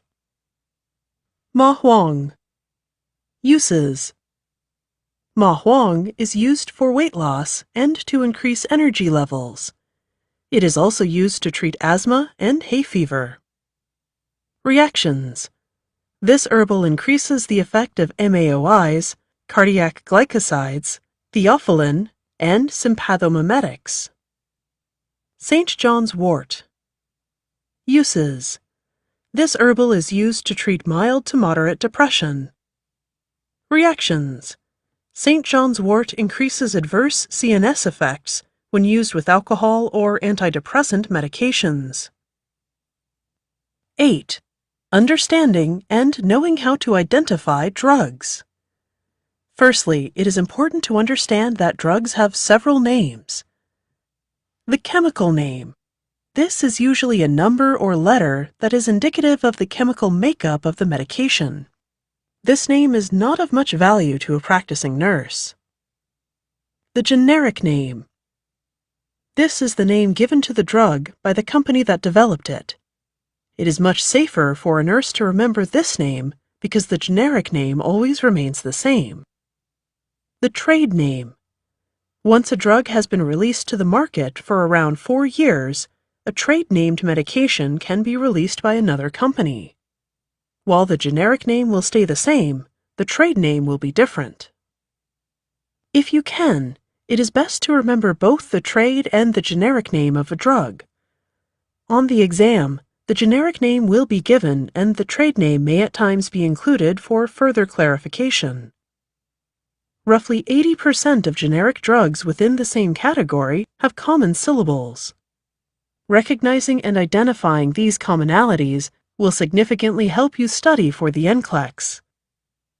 The following categories in this section are designed to help you recognize these commonalities in the drug names.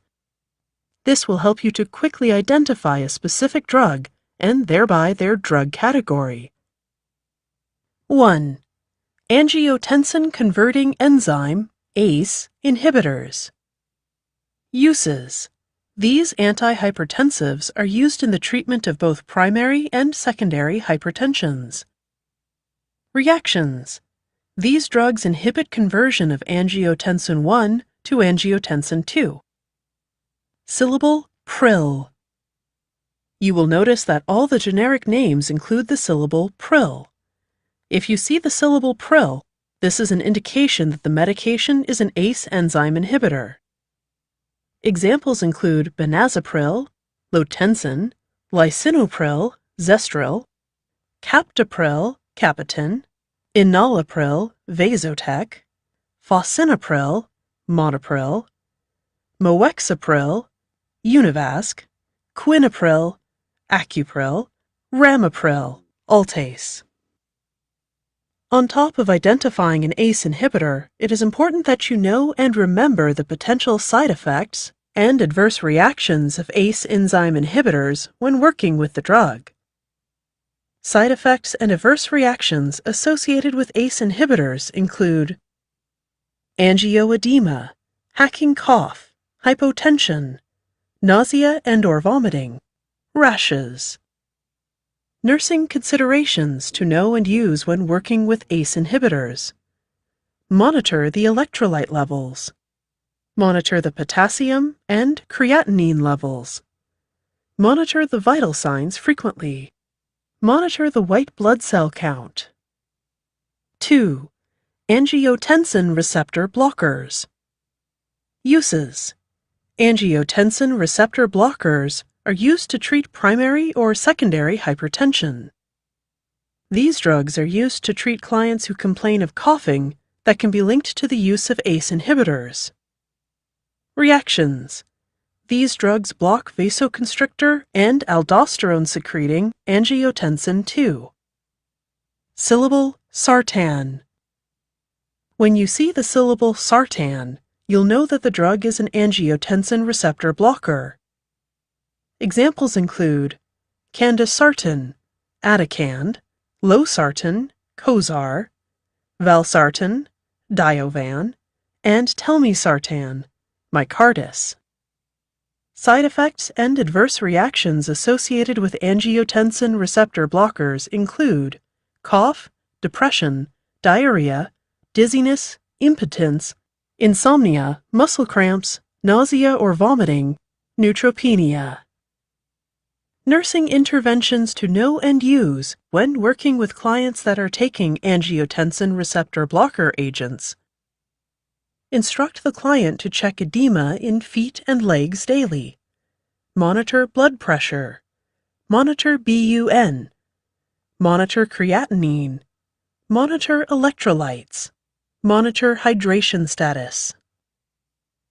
3. Anticoagulants. Uses. Anticoagulant drugs are used to treat deep vein myocardial infarction, pulmonary emboli, thrombosis, and thrombolytic disease. These medications are also used after coronary bypass surgery and for other conditions such as those requiring anticoagulation. Reactions. These drugs thin the blood and are therefore used to treat clotting disorders. Syllable Parin. When you see the syllable parin, you'll know that the drug is an anticoagulant. Examples include dalteparin sodium, Fragmin, enoxaparin sodium, Lovenox, and heparin sodium, Hepaline.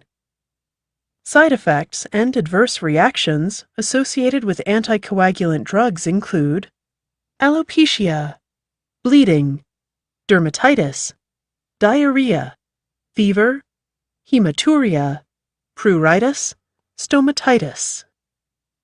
Nursing interventions to know and use when working with clients that are taking anticoagulant agents. Check blood studies, hematocrit and occult blood in stool every 3 months. Monitor for signs of bleeding. Monitor for signs of infection. Monitor platelet count. Perform a PTT check on clients using heparin sodium, Hepaline, to evaluate the bleeding time. Therapeutic levels are 1.5 to 2.0 times the control. No specific bleeding time is done for enoxaparin sodium, Lovenox, but platelet levels must be checked for thrombocytopenia. 4. Anti-infectives, aminoglycosides. Uses. These drugs are used to either kill an infectious agent or inhibit it from spreading. Reactions. Anti-infective drugs interfere with the protein synthesis of bacteria, thereby causing the bacteria to die. Anti-infectives are active against some gram-positive organisms and against most aerobic gram-negative bacteria. Note: anti-infectives are often used in the treatment of superinfections, e.g. methicillin-resistant Staphylococcus aureus, MRSA. The symptoms of clients with MRSA include cough, diarrhea, fever, malaise, pain, perineal itching, redness, stomatitis, and swelling. Syllable: syn or mycin. Anti-infectives include bactericidals and bacteriostatics. These drugs end with the syllable syn, and many of them end in mycin. Examples include gentamicin, garamicin, alkomycin, Genoptic, kanamycin, Cantrex, neomycin, Misafradin, streptomycin, Streptomycin, tobramycin, Tobrex, Nebzin, amikacin, Amikin. Side effects and adverse reactions associated with anti-infectives include blood dyscragias, hypotension, nephrotoxicity, ototoxicity, rash, seizures. Nursing interventions to know and use when working with clients that are taking anti-infectives. Obtain history of allergies. Instruct the client to report any changes in renal function, i.e., urinary elimination, or hearing. This is because these drugs can be toxic to the auditory nerve and to the kidney. Monitor for therapeutic levels. Monitor for signs of nephrotoxicity. Monitor for signs of ototoxicity. Monitor a patent IV site. Monitor intake and output.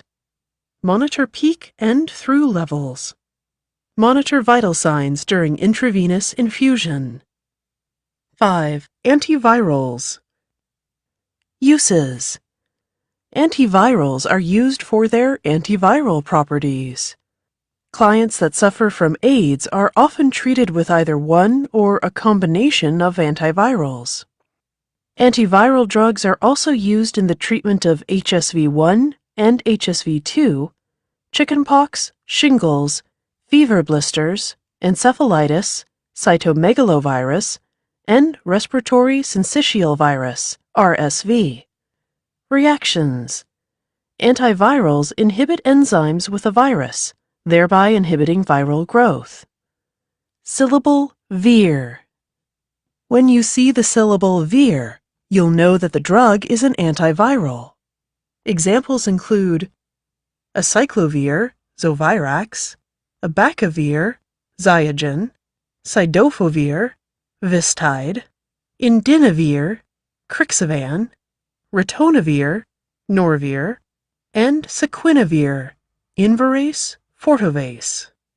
Side effects and adverse reactions associated with antivirals include diarrhea, nausea, aliguria, proteinuria, vaginitis, vomiting.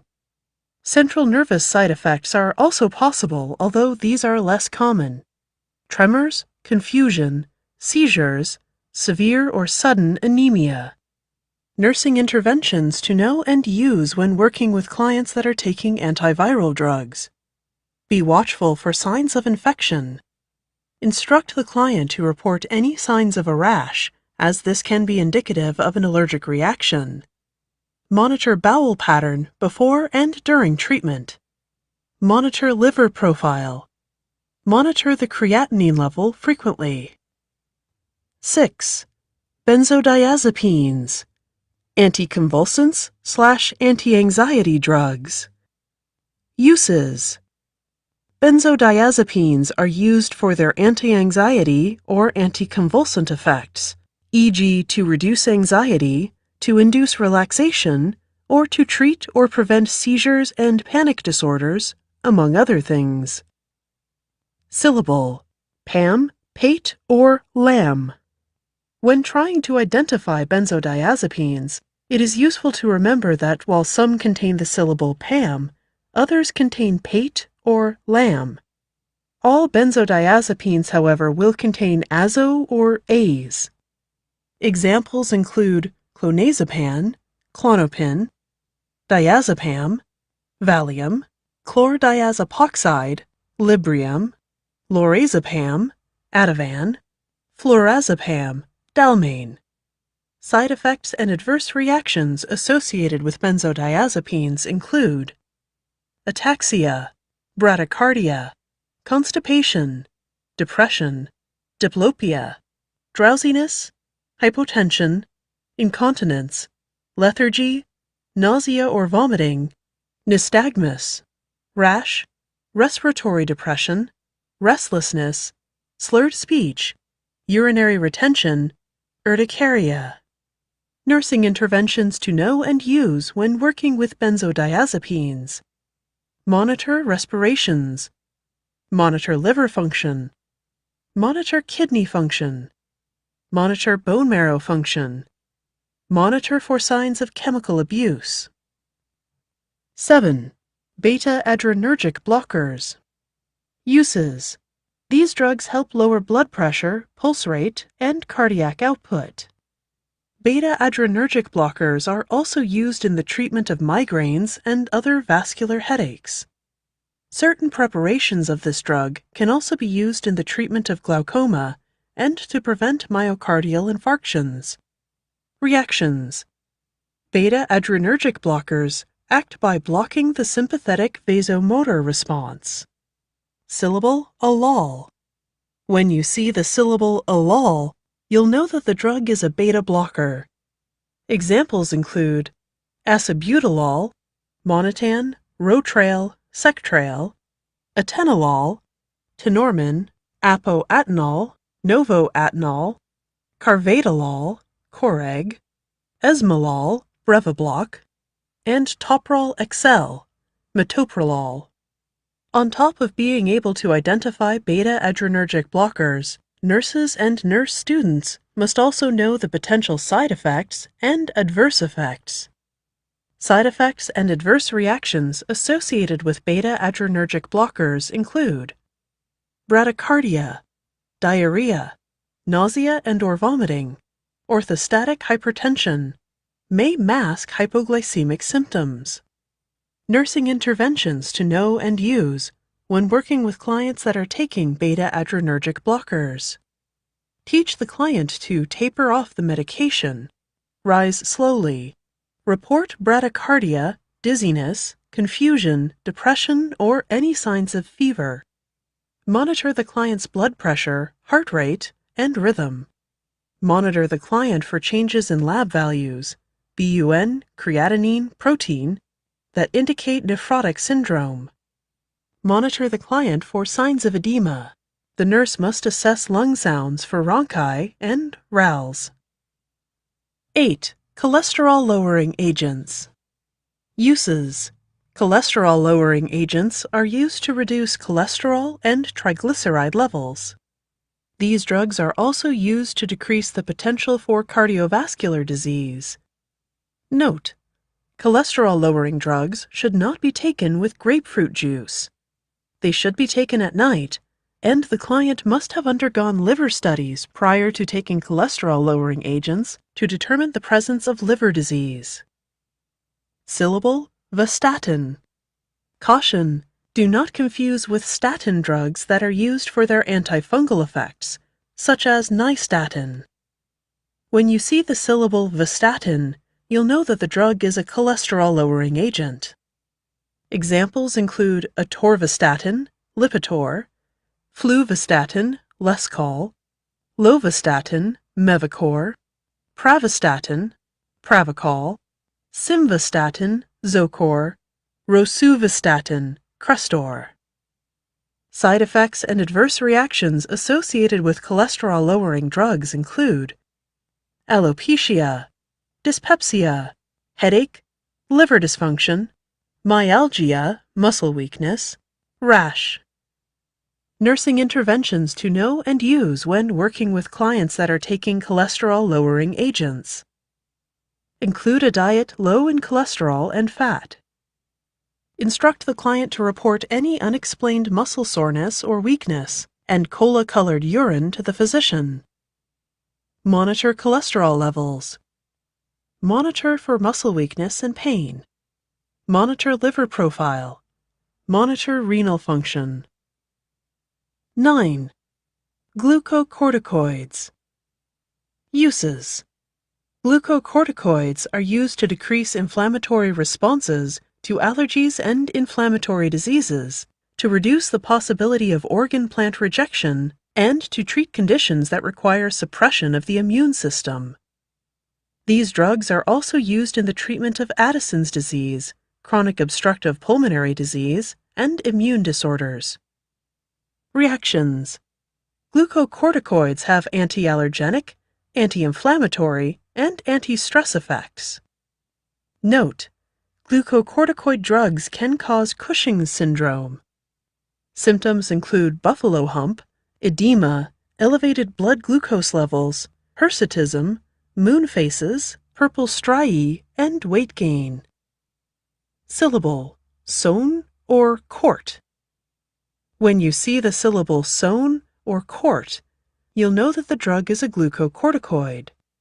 Examples include prednisolone, delta-cortef, prednisol, prednisolone, prednisone, apoprednisone, deltazone, metacortin, orazone, panisol S, betamethasone, celestone, celestajec, betnazol, dexamethasone, decadron, Daranil, Dexon, mimethazone, Dalalone, cortisone, Cortone, hydrocortisone, Cortef, hydrocortone phosphate, Cortifoam, methylprednisolone, Solucortef, Depomedrol, Depopred, Medrol, Repred, triamcinolone, Amcort, Aristocort, Adelone, Kenalog, Triamylone. Side effects and adverse reactions associated with glucocorticoid drugs include acne, bruising, depression, diarrhea, ecchymosis, flushing, hemorrhage, hypertension, hypomania, insomnia, leukocytosis, osteoporosis, petachia, poor wound healing, sweating. Nursing interventions to know and use when working with clients that are taking glucocorticoid drugs. Monitor blood pressure. Monitor for signs of infection. Monitor glucose levels. Weigh the client on a daily basis. 10. Histamine 2 antagonists. Uses. Histamine 2 antagonist drugs are used to decrease acid production and to treat acid reflux, gastric ulcers, and GERD. Reactions. These agents inhibit gastric acids by inhibiting histamine 2 release in the gastric parietal cells. Syllable tadine. When you see the syllable tadine, you'll know that the drug is a histamine 2 antagonist. Examples include cimetidine, Tagamet, famotidine, Pepcid, nizatidine, Axid, and ranitidine, Zantac. Side effects and adverse reactions associated with histamine 2 antagonists include confusion, agranulocytosis, alopecia, bradycardia or tachycardia, diarrhea, galactorrhea, gynecomastia, psychosis, rash, seizures. Nursing interventions to know and use when working with clients that are taking histamine 2 antagonist drugs. Administer the drugs with meals. Cimetidine can be prescribed in one large dose at bedtime. If the client is taking antacids as well as histamine 2 antagonists, make sure the client takes antacids 1 hour before or after taking these medications. Monitor the blood urea nitrogen levels. Sucralfate reduces the effects of histamine 2 receptor blockers. 11.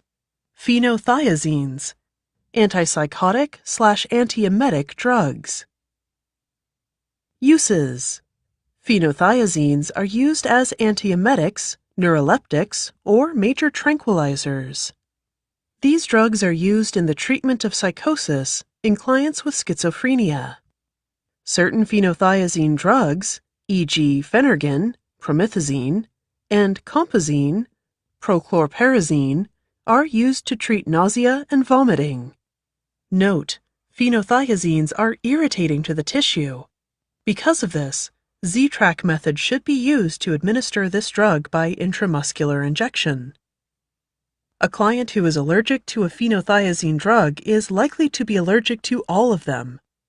A client who experiences an allergic reaction, extrapyramidal effects, or any more severe reaction needs to be given cogentin, benztropine mesylate, or Benadryl, diphenhydramine hydrochloride.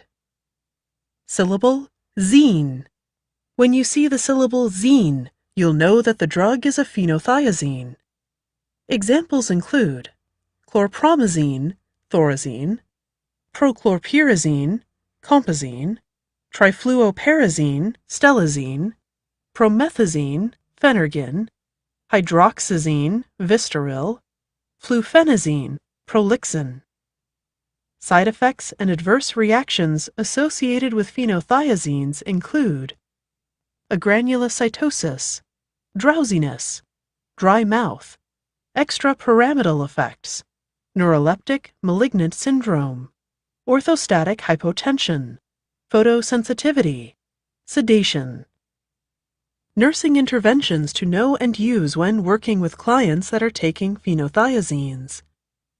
Be cautious. Liquid forms of flufenazine, prolixin, should not be mixed with any beverage containing caffeine, tannates, or pectin due to physical incompatibility.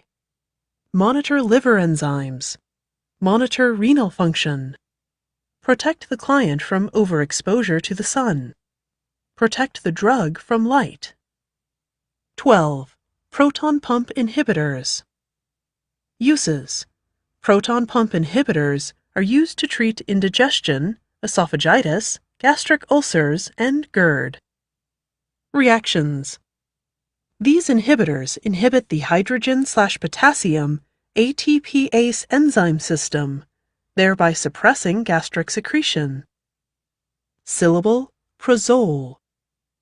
When you see the syllable prozole, you'll know that the drug is a proton pump inhibitor. Examples include esomeprazole, Nexium, lansoprazole, Prevacid, pantoprazole, Protonix, and rabeprazole, Acifex. Side effects and adverse reactions associated with proton pump inhibitors include diarrhea, flatulence, headache, hyperglycemia, insomnia, rash. Nursing interventions to know and use when working with clients that are taking proton pump inhibitors. Instruct the client to always take the medication prior to meals. Monitor liver function. Use a filter when administering IV pantoprazole. Don't crush pantoprazole, Protonix. To pass the NCLEX, you will need to learn the specific classification of a drug. Remember that learning these classifications will make studying pharmacology significantly easier. This is because medications within a certain category share the same commonalities. When reviewing for the NCLEX, it is therefore crucial to remember the specific classification of a medication, its actions inside the body, and all associated side effects and adverse effects. How to safely administer a medication within that specific classification. 9. Other useful drug identification clues. Below are some other clues that can assist you in identifying drug types. Caine equals anesthetics, lidocaine. Cal equals calciums, calcimar. Ceph with a pH or F equals cephalosporin, cefatazime. Cillin equals penicillins, ampicillin. Cycline equals tetracycline. Note that tetracycline should never be given to a pregnant woman or small children. Done equals opioids, methadone. MAB equals monoclonal antibodies, palivizumab. Phylline equals bronchodilators, aminophylline. Stigmine equals cholinergics, physostigmine. Looking at the similarities and commonalities between medications will help you to identify a certain type of drug, know their side effects, and the relevant nursing interventions. This will also help you manage and divide the substantial knowledge that you need to successfully pass the test. I encourage you to review this section often to ensure you remember all essential facts and information. Do not worry if you don't feel entirely confident yet. Start testing yourself on realistic practice questions, which you can find in the next section. Go over any questions you get incorrect, working out why, and then